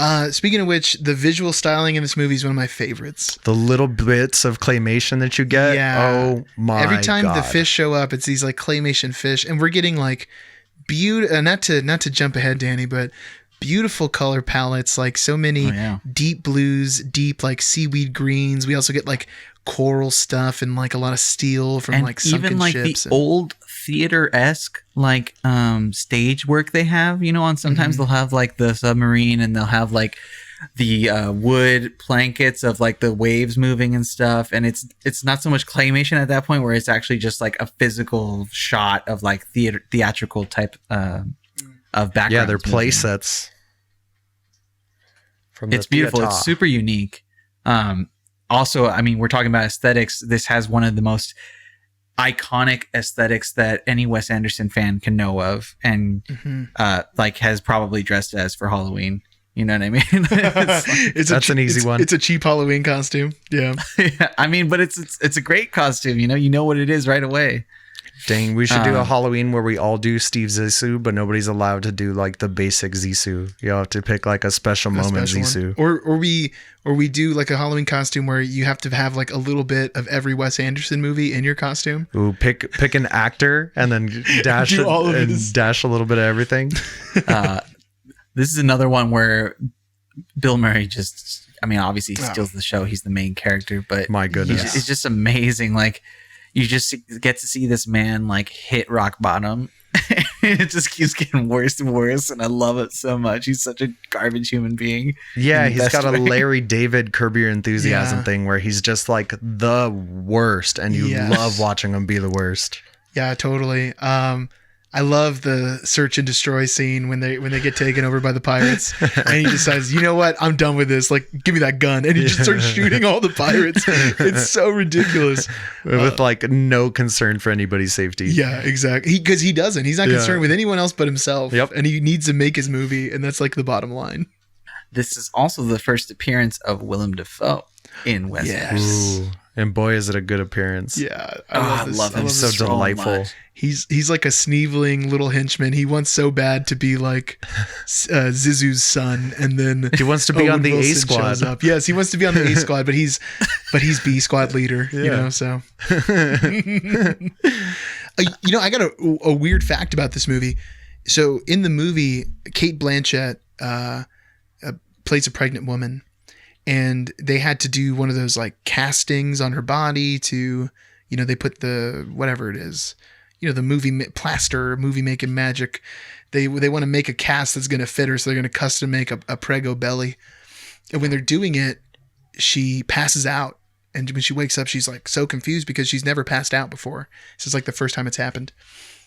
Come to find out, wow, she sounds real fun. Come to find out that she's actually pregnant. Oh, so like in the movie, that is pregnant Cate Blanchett. That's like, hey, well, they saved money on props. Yeah, they did. And also like continuity wise, you know, you don't have to worry about it looking a little bit weird or something. They just got to make sure they get the shots in order. That's exactly what I was thinking. I was like, well, I guess this became a chronologically filmed movie, or at least parts of it. I don't know. Any other thoughts about this one? This is a top tier one for me. I mean, yeah, this is the part where it's like, well, I know it's going to be up there, but where's it's going to land? There's just too many strong points, like the Portuguese acoustic guitar covers being one of them. David Bowie. God, man. Incredible. Jeff Goldblum's performance. Like when are you rescuing me? When he's shot, you know, or when they get into a firefight and Jeff Goldblum, they're all behind cover and Jeff Goldblum's just standing up bleeding. He's not even ducking over. It's so amazing. You know, I watched this movie when it came out a long time ago, and I think this is one that I appreciated more with age. I watched it again, obviously, for this ranking, and rewatching it shot it way up on my list. Like, I was like, okay, I like this. I like The Life Aquatic, but I didn't understand or really appreciate it until now. And I really loved like the jaded nature of the entire movie. Is just incredible. So I'm proud with it being on number 4 for me. If you've never watched Wes Anderson, this is like an essential one. I think it's one you could definitely start with, and you're going to get a vibe immediately of like, okay, this is what I'm in for. It is. And I love it. Very Wes Anderson, for sure. It really is. Okay, well, gentlemen, I think this brings us now. We're getting more and more difficult here. Are your palms starting to sweat a little bit? I'm starting to get a little sweaty in the palm. A little bit, but it's because it's a little bit hot in this room too. The lights will do that. The lights will do that. So number 3, what do we have, gentlemen? Why don't we kick it to Danny? What's your number 3, Danny? Okay, everyone. Let's see. As in the case with The Life Aquatic, once this was actually different. Let me start that again. I watched this movie for the first time for this ranking because I had never seen it before. I didn't know about it. So that being said, it's Rushmore. Rushmore is shot way up on the ranking for me, and this is where it lands for me. This is my first time watching it. It was super charming. I loved it. Knowing that this is the first instance of quote unquote essential Wes Anderson is just that much more. But this is one of the few parts in the whole catalog where I love Jason Schwartzman's character, and he's like, he's amazing throughout this movie. Bill Murray's amazing throughout this movie. This movie's hilarious. I love this movie. You know what? Rushmore was my number 2 actually, but I feel like this has to be 3 because Frank's was so low. I don't think that we can push him out anymore. I think I'm really glad you said number 3 for Rushmore. Yeah. Really happy. I was like, we didn't want to break your arm doing that, buddy. Yeah. I was like, no matter what happens, I'm gonna have to start arguing for Rushmore in number 3 right now because I'm not okay. We're getting too putting close. It any higher. We're getting too close. So what do you got for us here, Statman? All right, let me get to the top of my list. The Statman. The number 2 release in 1998 for Wes, as we at this point in the list we've become intimate enough to refer to him as Wes. I feel like, right? Yeah. I don't know how he feels about that, but sorry, Wes. I didn't agree to anything, 93-minute runtime. 7.7 out of 10 on IMDb and a 89% on Rotten Tomatoes. This is going to be another high one for the tomatoes. This was still a Wilson and Anderson joint, if you will, made on a budget of $9 million. They got a considerable bump from the first movie, Bottle Rocket. But will the bumps continue? I don't know. Opening weekend, $43,000. Not a great opening weekend. I bet their palms were getting pretty sweaty. Worldwide gross of $17 million. So a little bit of profit on this one. Almost double. Yeah. Pretty good for Anderson. That's not bad. And I feel like there's for his number 2. There's something about this movie too where the cover's just like his fist in the air, and it's like, what is this movie even about? This is quintessential like early 2000s cover, box cover. Mm-hmm. Like I looked at it and I was just like, what is this, the new guy? But like that's good. That's good stuff. Okay, so plot wise, Jason Schwartzman, as previously mentioned, he goes to an academy called Rushmore, and this is like, the place to be. It's an intellectual campus. It's the Bulford Academy. Yeah, totally. Very. It would have been interesting if they had made this a video game and you just played the Scottish troublesome bully. The bully, yeah. But he's the son of a barber. He's a bit ashamed of it. And he only got to Rushmore, this expensive academy, by being a young playwright. But unfortunately, because he hasn't been taking care of his grades, he's been doing the extracurriculars. He's been jacks of all trading it, you know what I mean? Because he does all these things and he's not really good at any of them. Particularly. Master of none. He ends up getting removed, and when he gets tangled up in a love triangle with a teacher and Bill Murray, which is like the weirdest love triangle of all time. It's so strange. But it produces many a laugh, maybe even a few tears. Maybe a tear or two. Maybe a tier 2. I feel like this is a good time for me to talk about why it was so low on my list. Okay. Mainly because all these movies are so good. So you're going to get a little nitpicky in a list like this. The big neg for me was how unlikable. We were talking about this a little bit in pre-pro, as we call it in the biz, when we were downstairs. You were eating chicken wings, and I was sipping on a fizzy drink. No, they weren't tendies. No, they were wings. They had some bone in it. Wang Kang. I forgot what I was talking about. I got too excited about the wings. The pre-pro, the discussion. So Jason Schwartzman. We were talking about Jason. I've decided because when I edit the videos, I always hear you mispronounce words, and I chuckle to myself, and I'm like, man, I shouldn't call Frank out. It's mean, but I've turned a leaf where I feel like if I point it out, it'll be funnier. So. I mean, go for it, because I've been doing this my entire life. If you're an actual viewer of this channel, by this point, like, can't talk, man.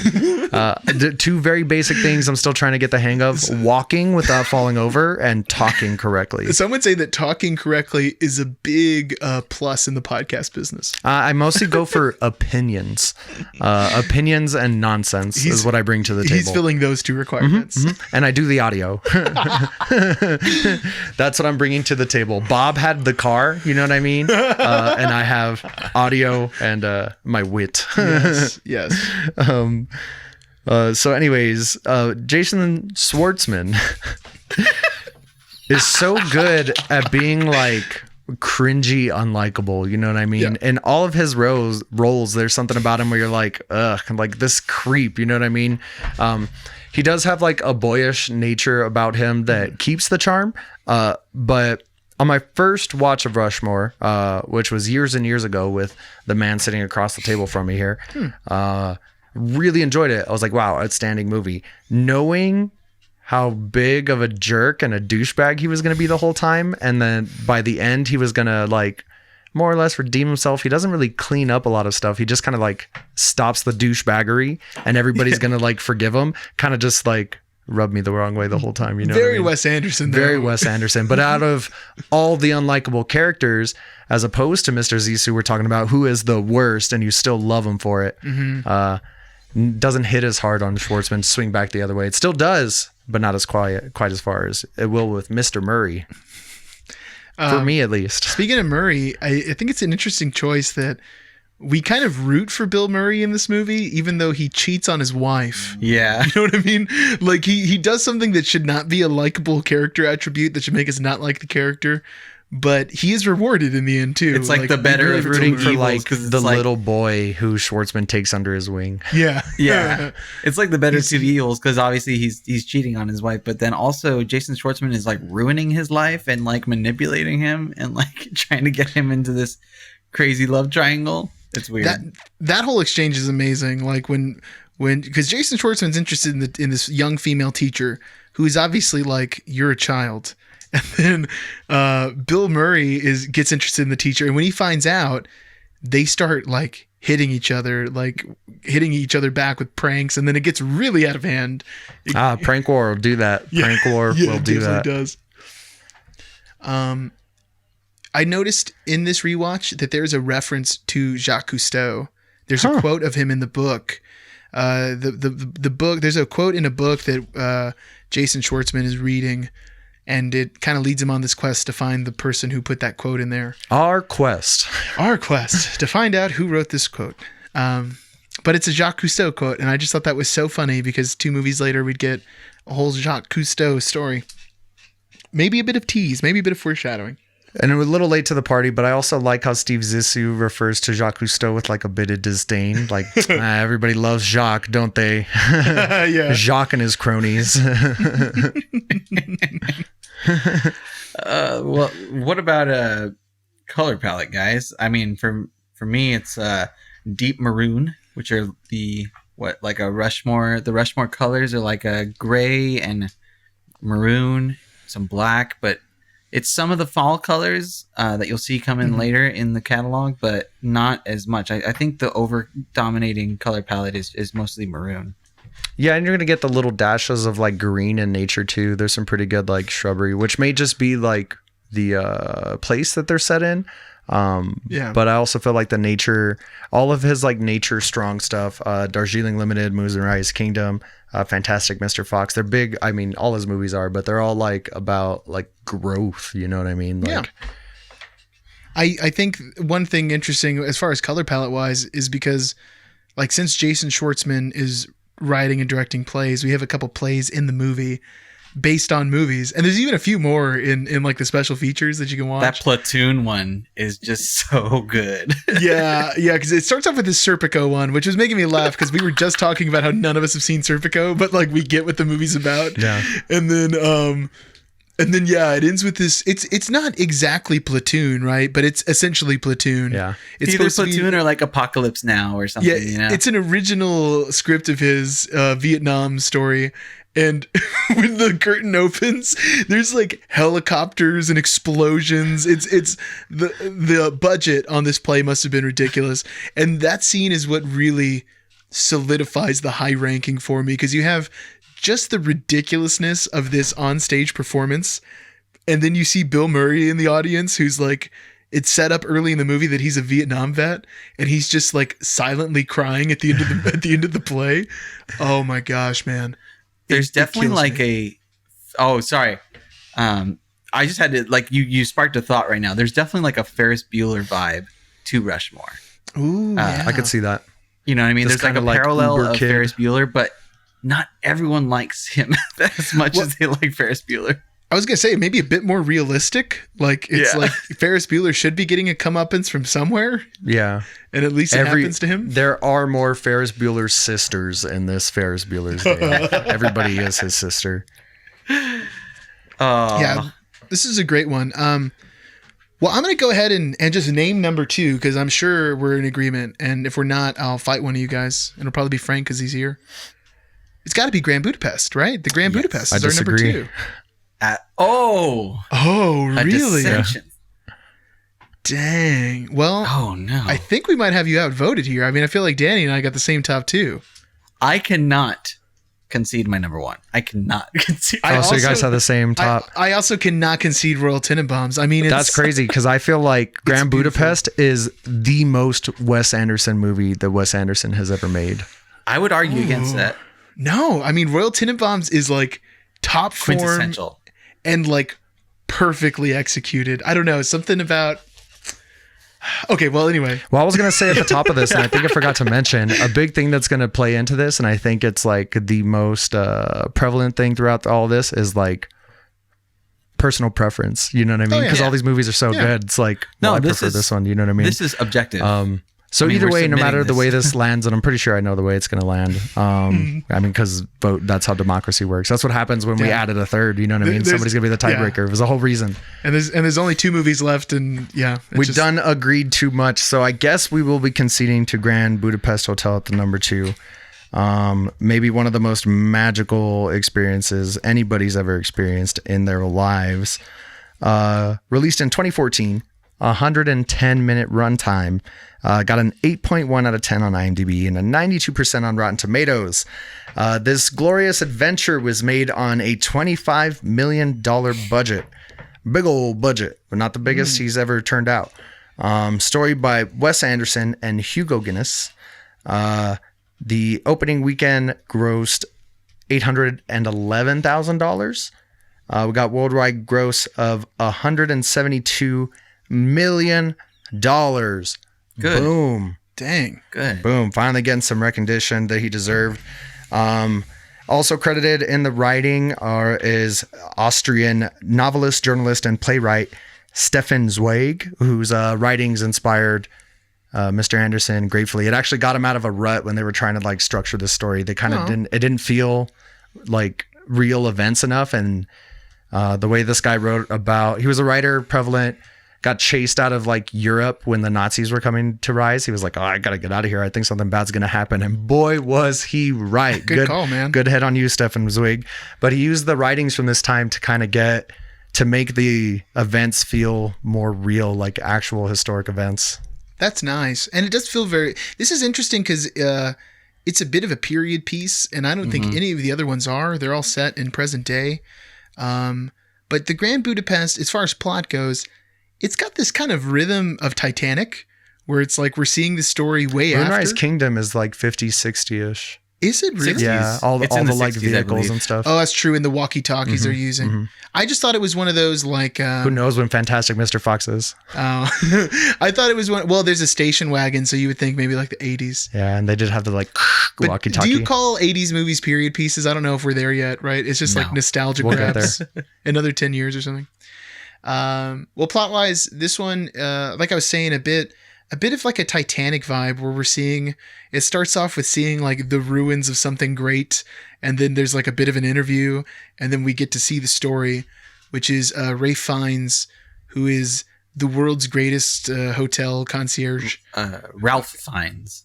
It's actually pronounced Rafe. Rafe? Interesting. No joke. Yeah, and I only know this because Randy and I got into an argument about the pronunciation, because I thought it was Ralph Fiennes, and he was like, no, I'm pretty sure it's Ralph Fiennes. And then we looked it up, and it turns out it was Rafe Fiennes. And I was like, what a curveball. Would have never thought I was mispronouncing the first name. You know what I mean? I was not expecting that. But yeah, he works in the Grand Budapest, the hotel that just... it's like the Shining Hotel, but not creepy. You know what I mean? Which is like putting it lightly a little bit, because he is the Grand Budapest. You know what I mean?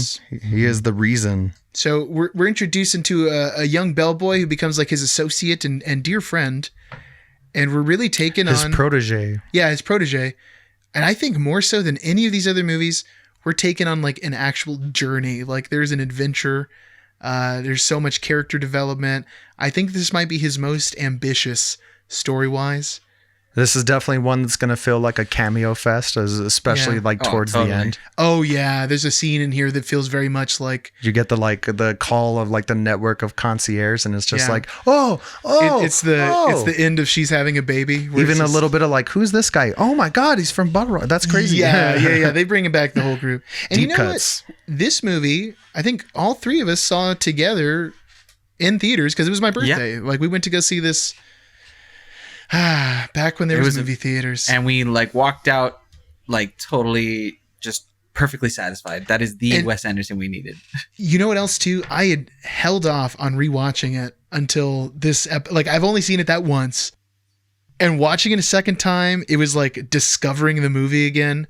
Oh my God, it was so amazing, so enjoyable. I had a stupid Mr. Fox grin on my face the whole time, just yeah. It's so fun. So delightful. Now that Frank's saying it more, I could see the argument for it being number one. Dude, my argument for it being number one and being the most Wes Anderson movie of all time. French Dispatch, you haven't come out yet. Big shoes to fill. Oh, whoa. What if though? Just a big thing about Wes Anderson is he creates this own world, like I said before, that feels better than regular life. This one might not be better, but it's definitely more fanciful. It is this... You are 100% in this world with these characters. You know what I mean? You forget the rules of the regular world. It's so cartoonish. So many parts of this feel like early morning Saturday cartoons, wacky racers, chase scenes. Quintessential Wes Anderson character traits of this little boy. He's not so much lost spiritually, but he's a man with no nation. You know what I mean? Trying to find some identity in this new world, and this guy trying to hold on to a world that was kind of once gone, but he's still kind of chasing it. I can't say enough about this movie. I can't wait to watch it again. I'll watch it again right now. Damn it! Wow, it's bit late. It's hilarious in so many ways. The dialogue is snappy. Rafe Fiennes is Rafe Fiennes. There we go. is incredible. I love his character. I love his delivery. He's just an amazing actor. But even beyond obviously I have to say Willem Dafoe is also amazing in this. Adrian Brody is also amazing in this. Yeah. Tilda Swinton is also amazing in this. And everybody, nobody does a bad job. F. Murray Abraham. What was I gonna say? Even besides the character portrayals, the movie is so gorgeous. It's beautiful. It goes through so many color palettes, and then even at the end there's a moment where it turns into a noir film, and there's chases where it goes black and white, and when Willem Dafoe is on the bike, and then they go into that high speed chase with the skis, and it's then it goes into miniatures. Obviously the hotel is a miniature in most of it, but it blends so many set pieces, so many beautifully built sets, the train, the Grand Budapest itself, the Grand Budapest in the future, but then also just the whole, I said, the chase sequences and everything. It's really grandiose. It's a grandiose. The whole prison run, you get a little bit of Harvey Keitel in there. Yeah. All of that prison stuff is dope. The break is one of the best things that I've ever seen. I love how he's oh, come now, darling. It's not that bad if you put water in the mush. I think this is the first time we've mentioned Harvey Keitel, but he shows up in quite a few of these. Oh yeah. I think he's in Moonrise Kingdom. He's the main scout leader. And he's also one of the dogs in Isle of Dogs when they go looking for... Oh, he's the one who's all... it's his fur's missing on part of his face. Ray Fiennes, this is the only time he shows up in a Wes Anderson movie. It's a very recent one too. But I feel like he might be in French Dispatch.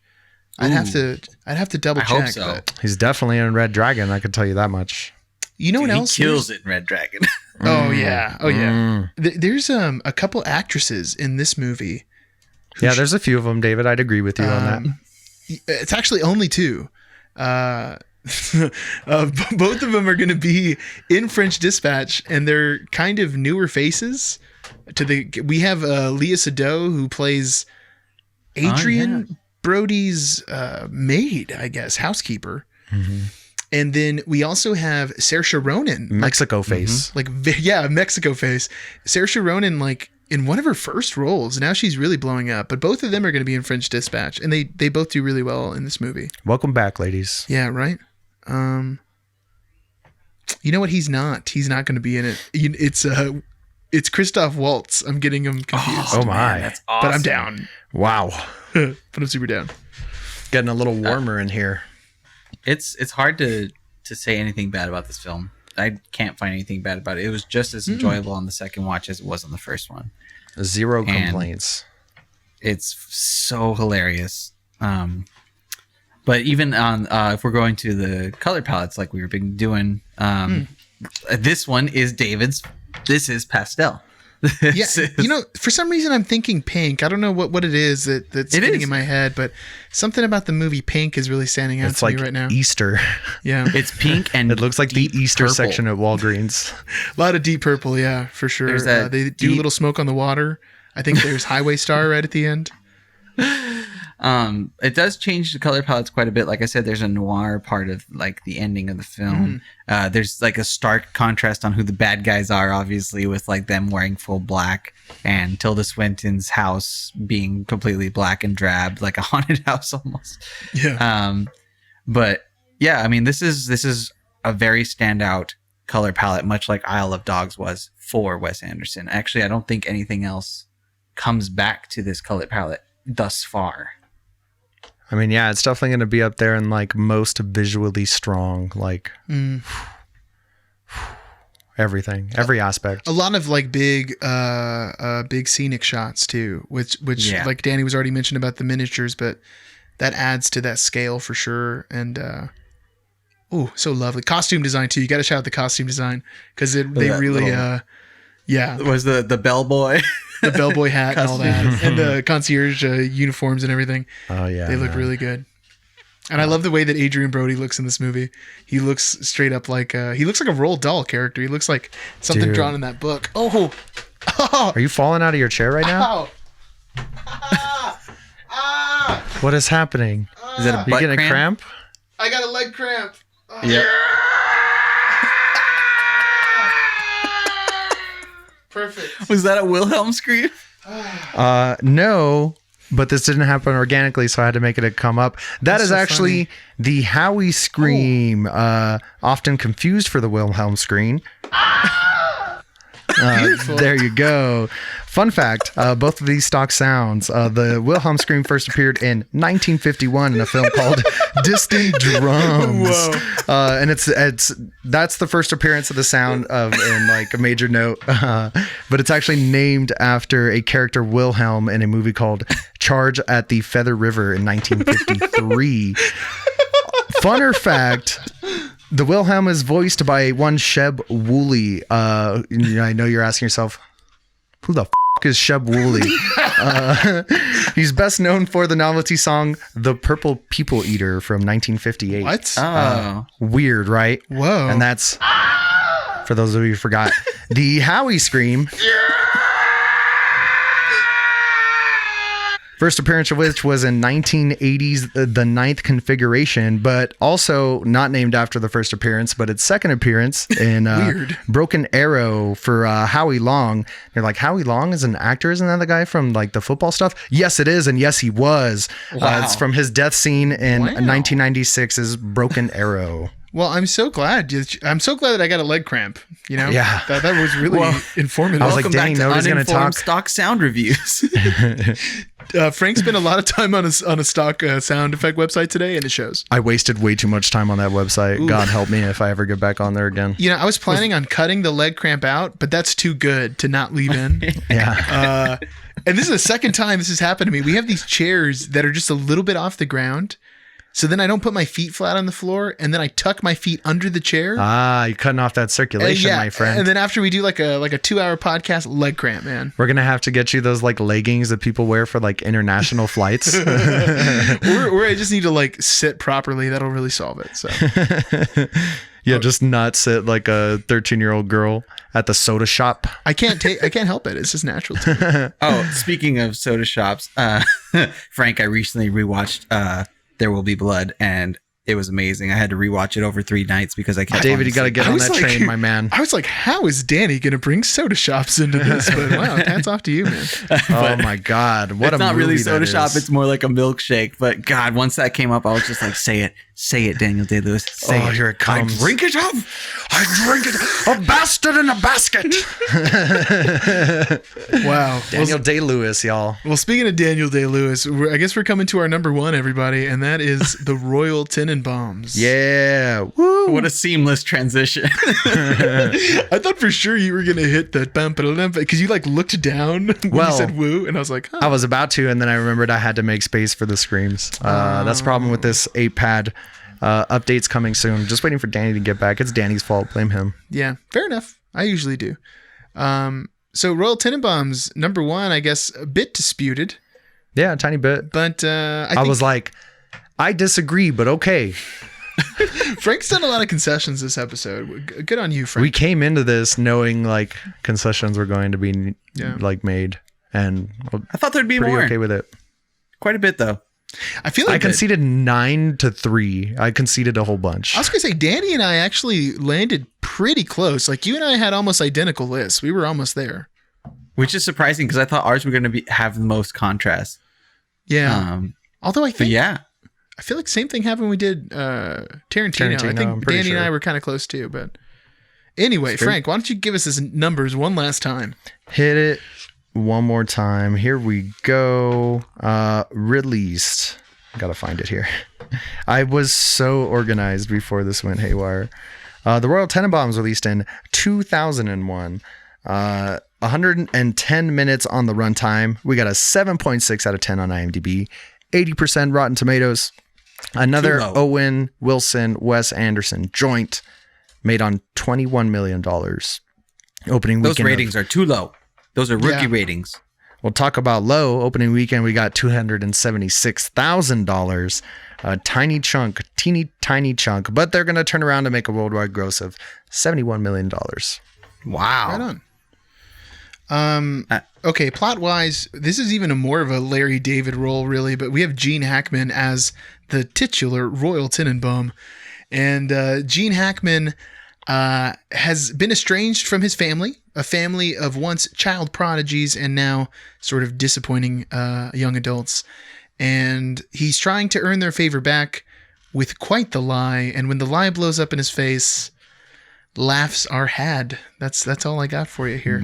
Also weird, like, oh, what are you doing, stepbrother? Like some of that weird stuff going on in here. So yeah, we get into some more dangerous family members on this one. Yeah. Yes, exactly.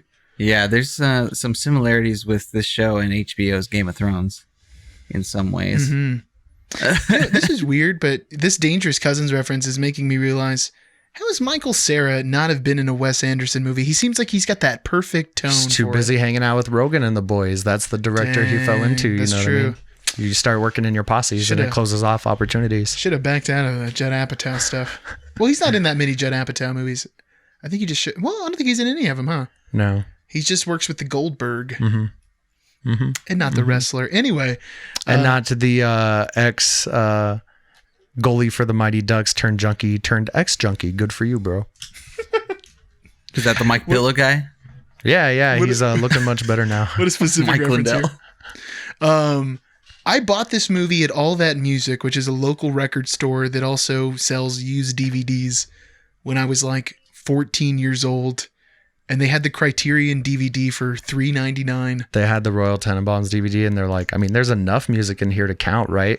Yeah, I guess so, right? And I remember picking it up. It was like the Criterion DVD's like one of those thicker cases that opens in both sides. And I opened it up, and there was a little booklet. And when you pull it out, it's like Wes Anderson's drawings of what the Tenenbaum house looked inside of it.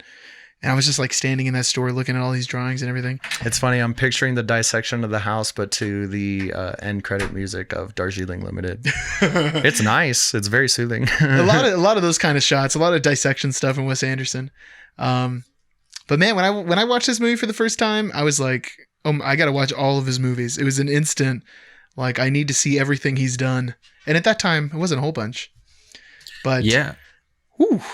This is my intro to Wes Anderson. I first saw it, I think back in like 2004, 2005.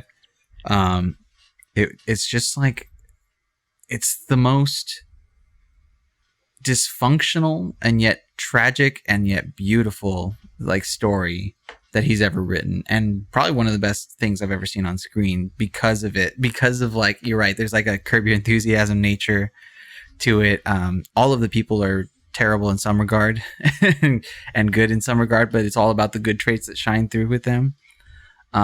There's some really like offbeat humor. There's some like, the family dynamics is really what gets to me. Like, coming from a dysfunctional family, it's really beautiful seeing it like portrayed on screen in a way you can laugh at. Yeah, and they're like perfectly dysfunctional. Yeah, it's so weird. You got like Gene Hackman, who's like the patriarch of this family, who everyone knows is a terrible man, who is like trying to get pity love by like faking an illness, and at the same time is like siphoning money from his super rich son, and like all of his kids are successful, but they're all so screwed up from something, and probably from their childhood too. They're just utterly broken. Yeah, it's amazing, and just the set pieces are amazing. The setting is amazing, and I think I really resonate with Richie's story. I think Richie's story is like my favorite part of the whole movie. He's such a tragic figure, which is Luke Wilson's character, the bomber. Yeah, he's like a way more flamboyant version of his character in Bottle Rocket. He's like just wants something more. He wants to be recognized as like this figure and fit into this mold he really isn't like made for. You know what I mean? I really like Margot Tenenbaum. That's my favorite Tenenbaum. That's a good one. The only role I've ever loved Gwyneth Goop Paltrow in. Not Seven? No, sorry. But Gwyneth Paltrow, she's a playwright, and I've noticed there's quite a bit of writers. This is one of those things where like all the characters are made up. Well, it's like Wes Anderson's a writer, and he's going to write movies about writers. You know what I mean? Not all of them, but there's quite a few different writers throughout these stories. I just love the relationship with Bill Murray, and like, and just her mysterious past. Every time you get a glimpse into her past, the story's like a little bit weirder. Like, what is going on here? I love how straight and buttoned up Danny Glover is, like compared to everybody else in the story. Mm-hmm. He's like so much like The Rock throughout the story of like just being a rational, emotionally developed like adult. Which is really fun. Yeah, man. This is probably my first Wes Anderson movie as well, and I'd bet it's a lot of people's first Wes Anderson movie. You know what I mean? It's an early release. It was like a bigger release. It's the first Wes Anderson movie we ever talked about on the channel, like in our Movie Quest faux Christmas movies. I was just trying to remember did we do fake? No, we went faux because it's fancier. Yeah, it is. We're fancy boys talking about Wes Anderson. There's an X in there. Yeah. Silent. This so good. You know what I mean? Mm-hmm. Just there's damn. There's also that love triangle with Margot's husband, right, Bill Murray, and also with Richie, who's always had like a forlorn love with her. Well, it's even a square too, because Owen Wilson's in there also. Yeah, and Owen Wilson's in there too. Yeah. And in many ways, like when they have like a PI follow her, and when the whole thing is revealed, you know who she is and how bad she is, it's like almost like that moment in The Office where like Angela gets like caught with Andy and Dwight, and they both are just like, wait, she's sleeping with you? And then they both just like realize how crappy she is, and it's like it gets so tragic when like Richie tries to kill himself and stuff. It's crazy, man. Great Elliott Smith too. This is my favorite Wes Anderson soundtrack. Even the Rolling Stones song in this one, Ruby Tuesday, that bangs especially hard.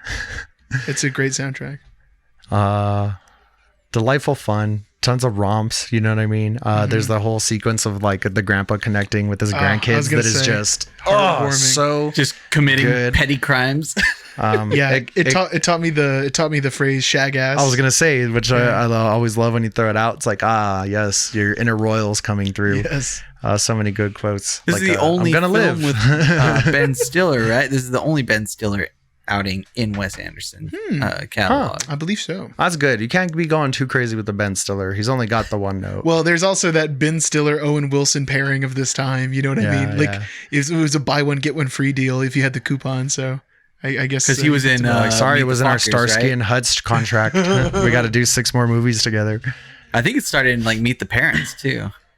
Oh, They're both in that too. Because you got Zoolander, Meet the Parents, Starsky and Hutch. This one, there's a couple more too. I feel like. Owen Wilson. I mean, I have to. There's two scenes in this movie that every time I watch it, it makes me laugh hysterically. The first one is kind of obvious. It's when Royal is talking with Pagoda after he gets caught, and earlier in the story, you hear him tell a story about how Pagoda had carried him to a hospital after he had gotten stabbed, and they were like, "Well, who stabbed you?" And he's like, "Well, Pagoda did. There was a bounty on my head." And then, like, the movie has a moment where Pagoda stabs him again, and he's like, "Not a second time. You're not going to stab me again." It's just so funny. That is the last time you stab me. You hear me? But the moment Pagoda realizes what he has to do too, he's like, my friend really messed up here. I got to teach him a lesson. He pulls out this little Swiss Army knife. It's so unthreatening. But the other one that just kills me is when Luke Wilson goes to confront Owen Wilson, his real life brother, but not in this movie.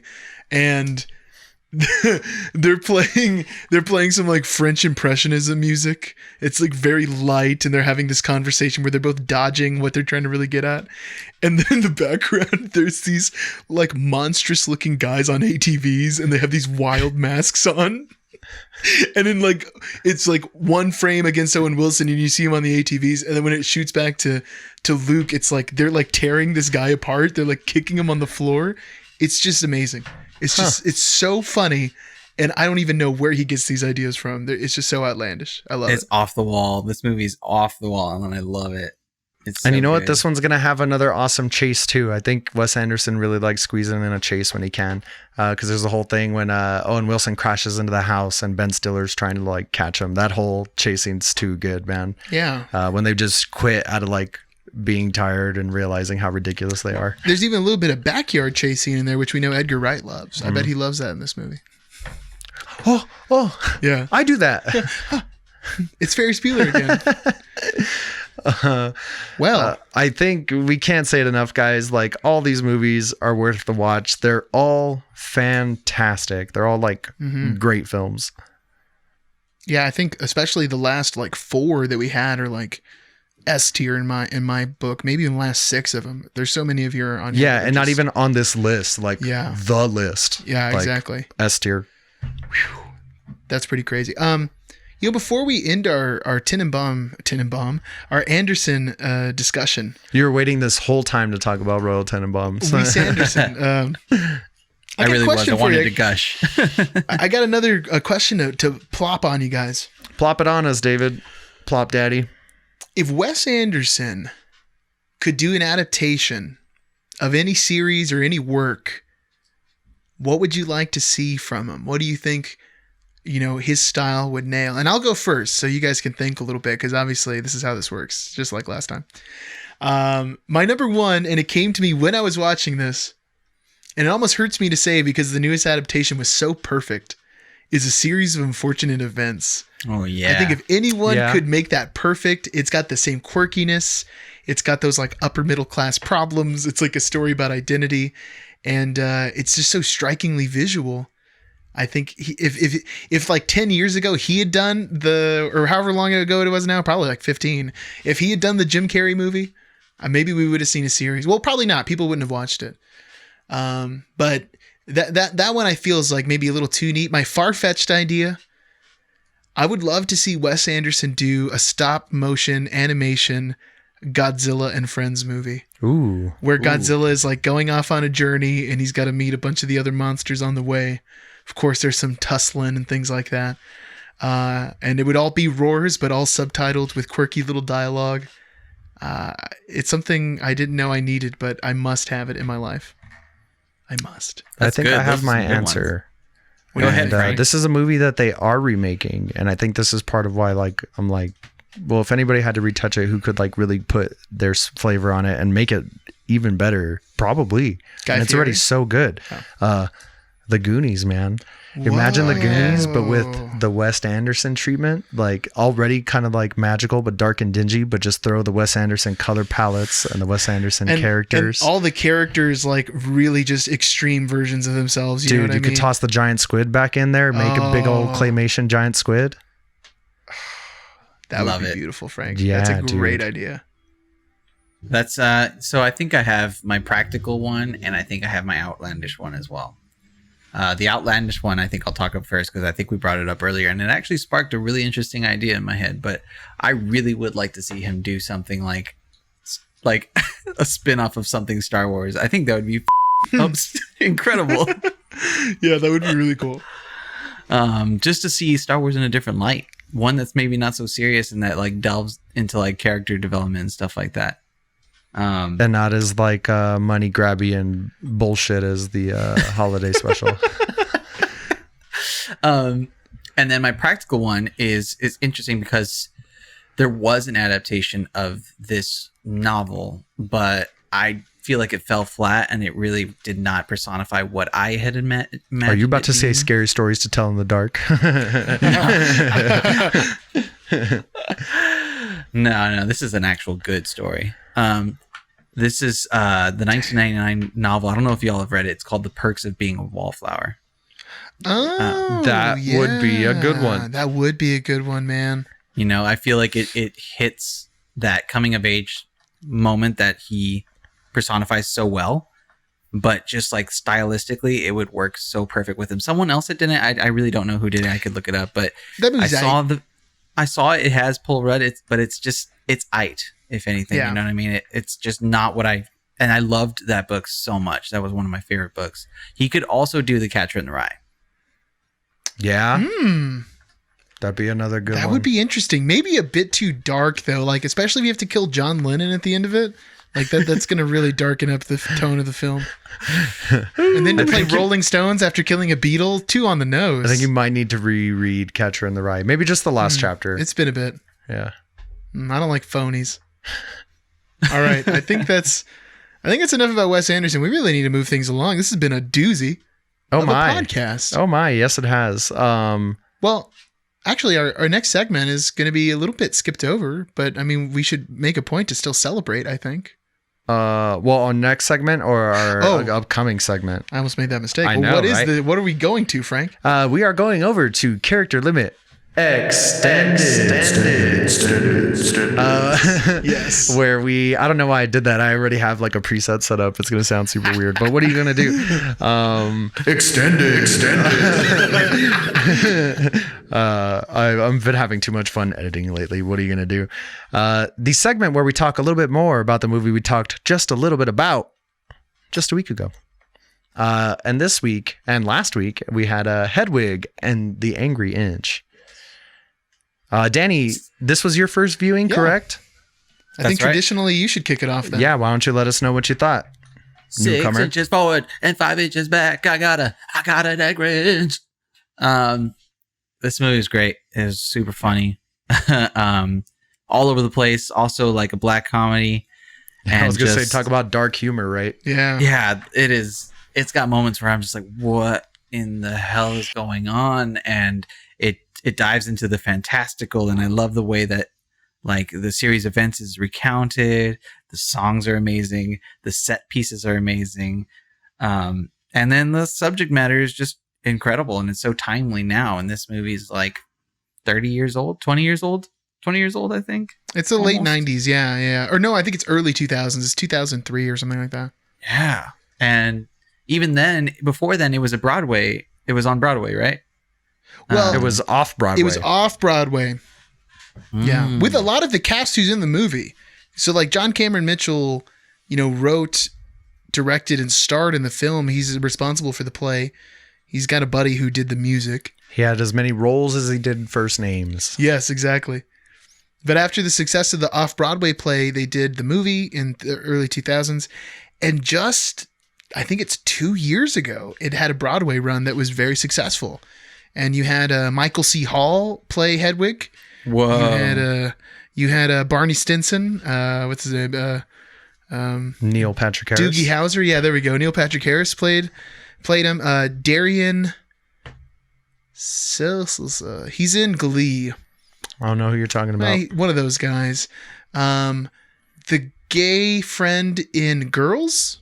That guy also played Hedwig. Oh, yeah. They had Lena Hall play Hedwig, who is a girl. They had a girl play, like a female play Hedwig. This is getting confusing. You're saying the gay friend in Girls, and all I'm picturing is Jaime from Broad City. Oh, that's so funny. Yeah. Yeah. What's up with like female comedies and they just need like a gay friend in New York? It's a thing. Yeah. That's they're pigeonholing. And then John Cameron Mitchell himself comes back and plays Hedwig on Broadway. I mean, I imagine seeing that would have been now there's pure magic. There's some tickets you got to grab. Yeah. But I'm glad you enjoyed it, Danny. Like we have this thing on the channel where, you know, there's always this movie we review where like one of us hasn't seen it and the other two have. And then it's like, oh, what's going to happen here? And even Mary enjoyed it. And it was her first watch too. Yeah, that's right. I think personally, I really dug it.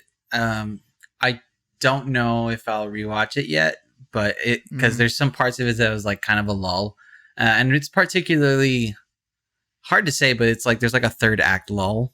And it's right where it goes into, you know what I'm talking about, where it goes into like the fantastical part after he gets back with Tommy Gnosis, and then they like collaborate, or they like collide into like this one person, and it goes into this fantastical realm. And I kind of got lost. Was like marked by him meeting Tommy, and it ends and starts getting back into the action, like where Hedwig's sitting on that pile of tires, just like super smashed. I feel like that's the end of the lull there when you start getting back to like the resolution.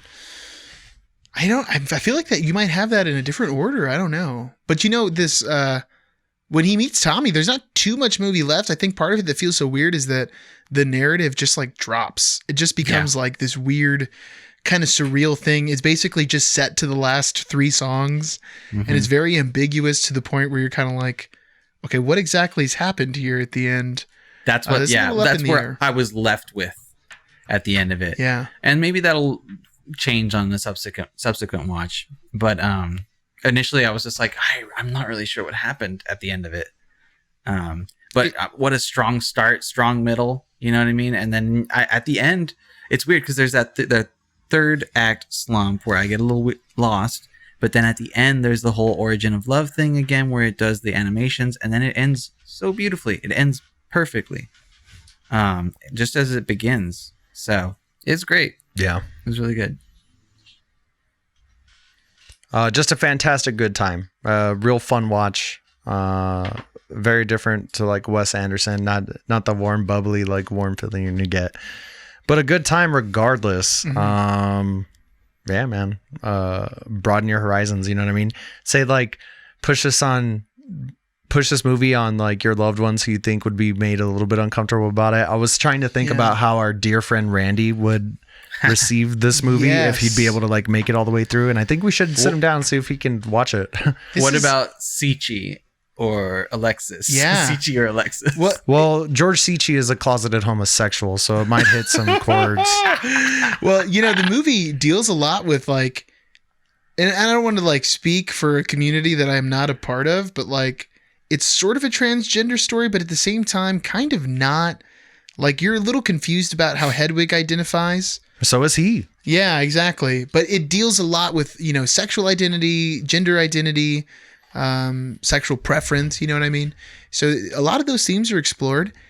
But what I like about the movie is I feel like there's like a learning quality to it. I feel like people who are just ignorant to it, or people who are just like, I just don't understand how someone could think this way. It's like, well, maybe watch this movie. Yes, it's fiction.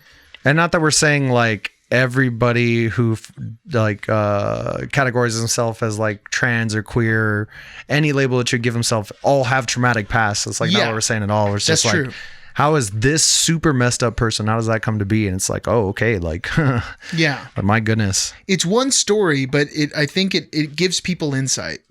And then the music's just awesome. So like, no matter what, you're gonna be good songs. You're gonna be toe tapping. You definitely not get all the songs are as strong as others, you know, but yeah, goodness. You definitely get I got that vibe watching it for the first time, like the same feeling I got watching Rocky Horror for like the first time, and just being, you know, it's like a shock rock opera that just like, even if you're just waiting for Meatloaf to pop up the whole time. Yeah, if you're just, you know, sitting there and like watching it almost in a lackadaisical way, you'll still be drawn to it because you're just like, what is happening? You know. And there's definitely like, you know, themes of, well, sexual identity in both those movies. But to me, the biggest thing about the two of them is the music. Like something about the Rocky Horror music and the Hedwig music, they fit really well together. A movie pairing, so if you're a fan of that, Yeah, a great movie pairing. If you like Rocky Horror, definitely worth checking out Hedwig. That is a good one. Which I feel like a lot of people have overlooked this. I mean, since it was on Broadway a few years ago, it's definitely been more popular. But I mean, I never heard of this when it came out, and I only saw it because a friend recommended it to me. But yeah, go watch Hedwig. Go buy the Criterion Blu-ray. It's beautiful, and the audio remaster is like amazing. If there's a movie party near you in the who knows how near future, attend. Yeah. It's sure to be a good time. Get some of that truffle popcorn at Alamo Drafthouse. Not a sponsor, hit us up. Perfect. I think that's going to take us to a pretty expeditious segment of...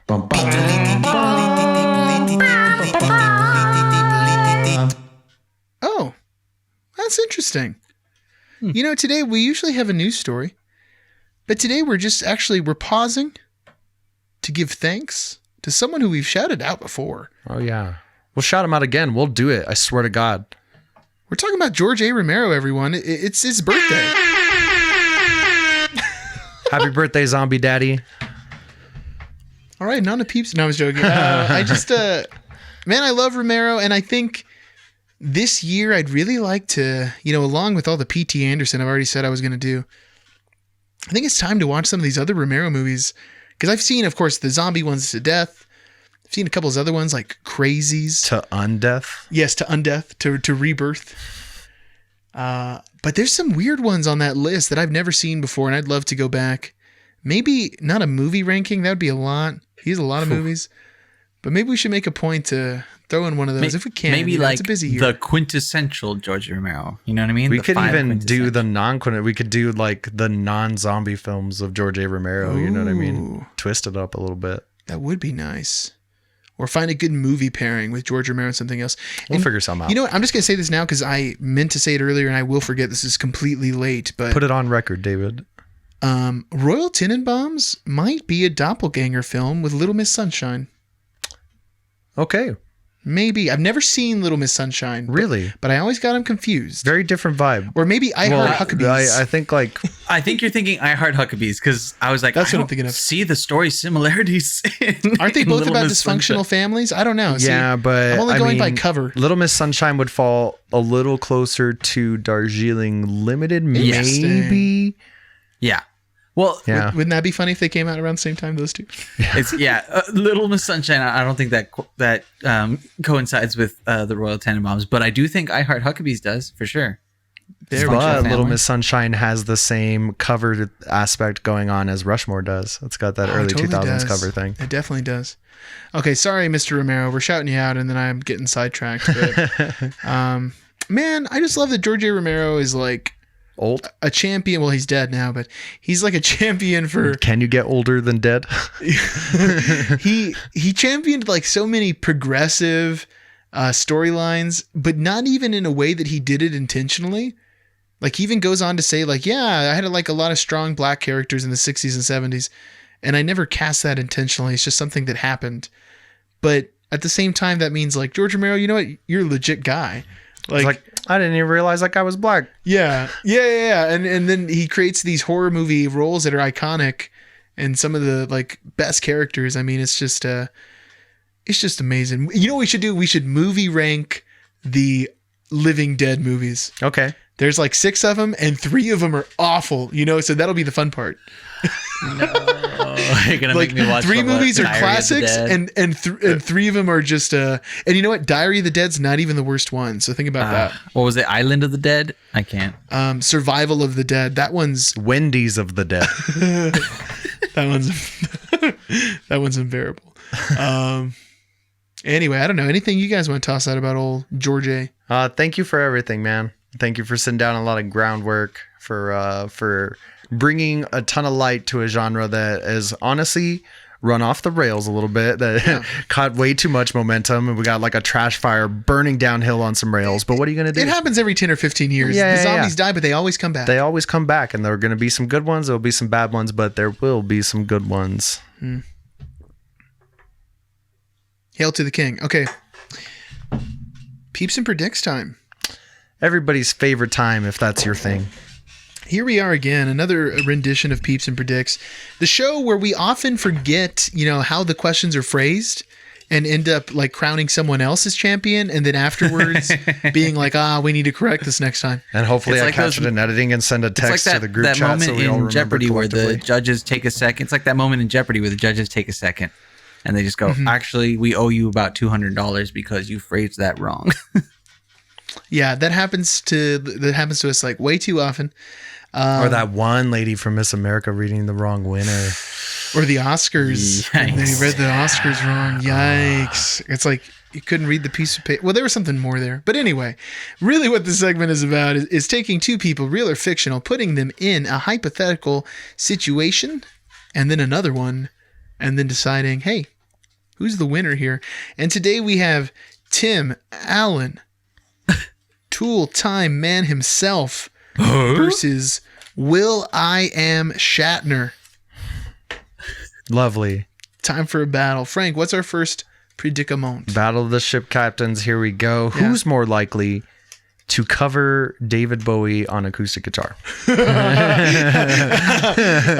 Well, I have the argument. I mean, this one's settled. I'm sorry, guys. I'm going to blow this out of the water.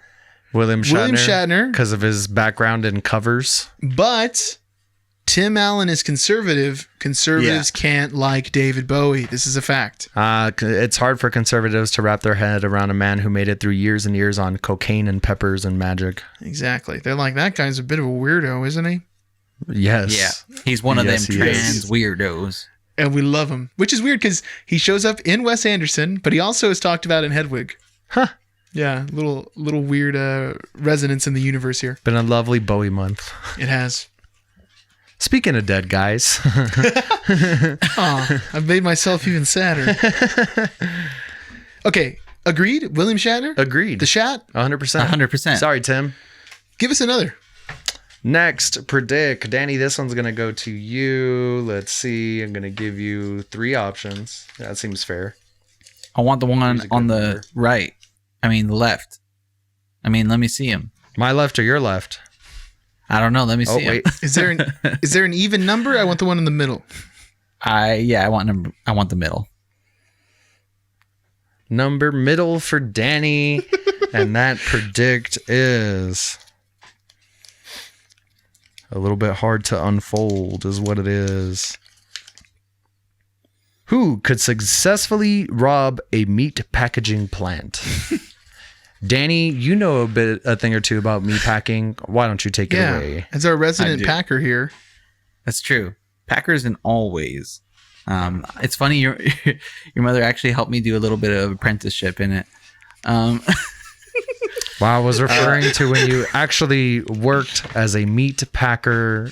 Get your head out of the gutter. Dang, Frank's mom does listen to this too, which is even.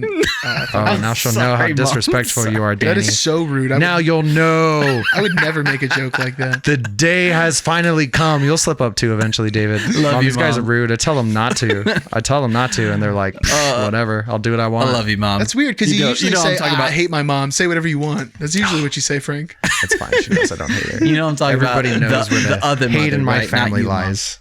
Anyway. The proverbial mom. What a beautiful turn of events. Who would successfully rob a meat packaging plant?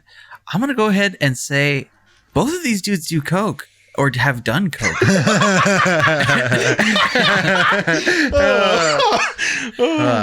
So, like, I could see them devising this as a great plan, being coked up one day.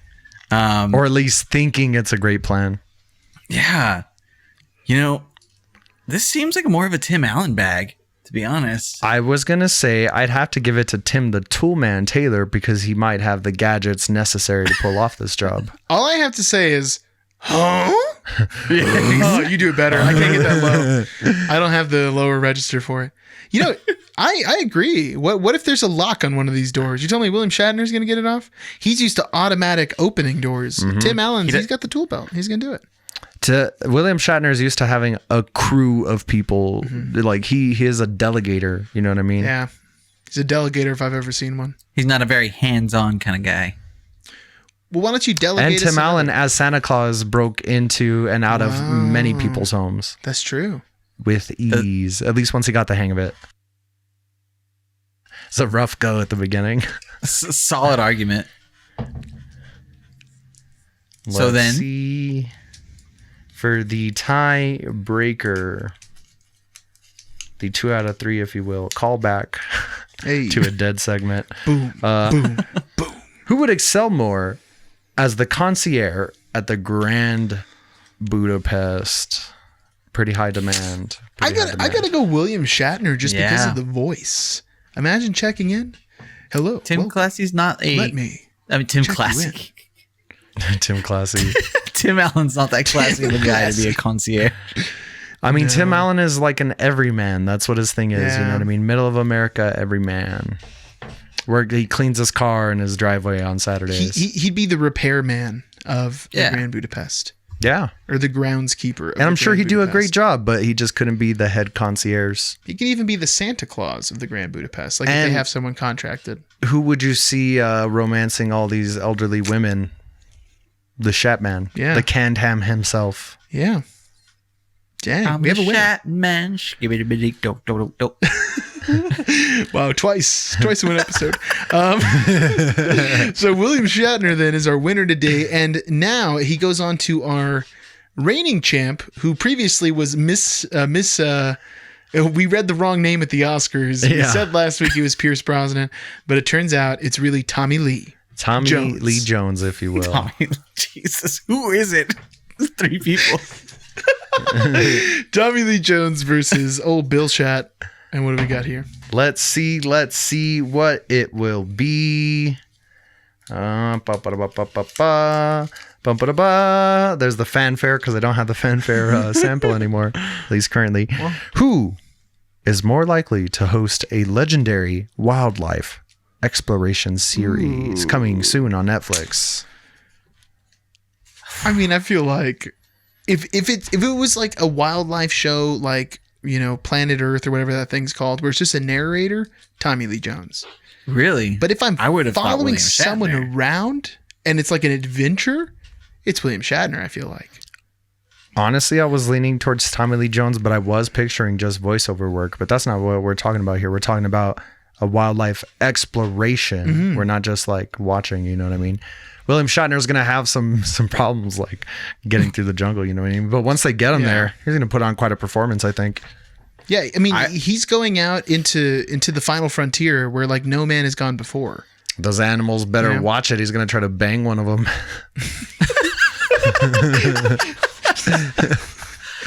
He's like, a territory I've never seen before. Let's find something to hump. Feel my jacket, it's real velour. I think I'm going to have to give this one to old James Tiberius Kirk. Nice. Yeah. You're talking about Chris Hemsworth? Is that my only reference to Star Trek is the new movies? No, I'm just joking. I think you've seen the most Star Trek out of the 3 of us. I think I have, actually. I've seen a fair amount of Star Trek, but I got my reference wrong. James T. Kirk is not Chris Hemsworth. That's the dad. That's right. James T. Kirk is the other Chris. It's Shatner. Pine? Chris Pine. Yeah, there we go. I was like, who's... It's like, what are the other Chris's? I know it's not Pratt. There's too many Chris's. Yeah. Evans? Which one is Rock? Wow, this was easy. So we're going with William Shatner as our new champ. The Shatman is the champ man. Right. For now. I think it's going to be a long, long time. We'll see. That's what I thought about Keanu Reeves. That's what I thought about Brendan Fraser. Well, I was really going for a Rocket Man reference. I just, you know... Some more Bowie covers. Yeah. I wish I would have caught that. Funny, because William Shatner is like known for singing that one. How beautiful. How beautiful. The universe is in line tonight. How amazing. Thank you, everyone, for checking out another episode of Uninformed Movie Reviews. Check out our link tree in the description. Also, follow us on Spotify, Apple Podcasts. Check us out on YouTube. Follow us. Follow Phantom Kin on Apple Music, though. Follow us at Uninformed Movie Reviews on Instagram and Uninformed Movie Reviews newly on Facebook as a name change. Woohoo! Thanks for listening, everyone. And skibbity-bee-do-do-do.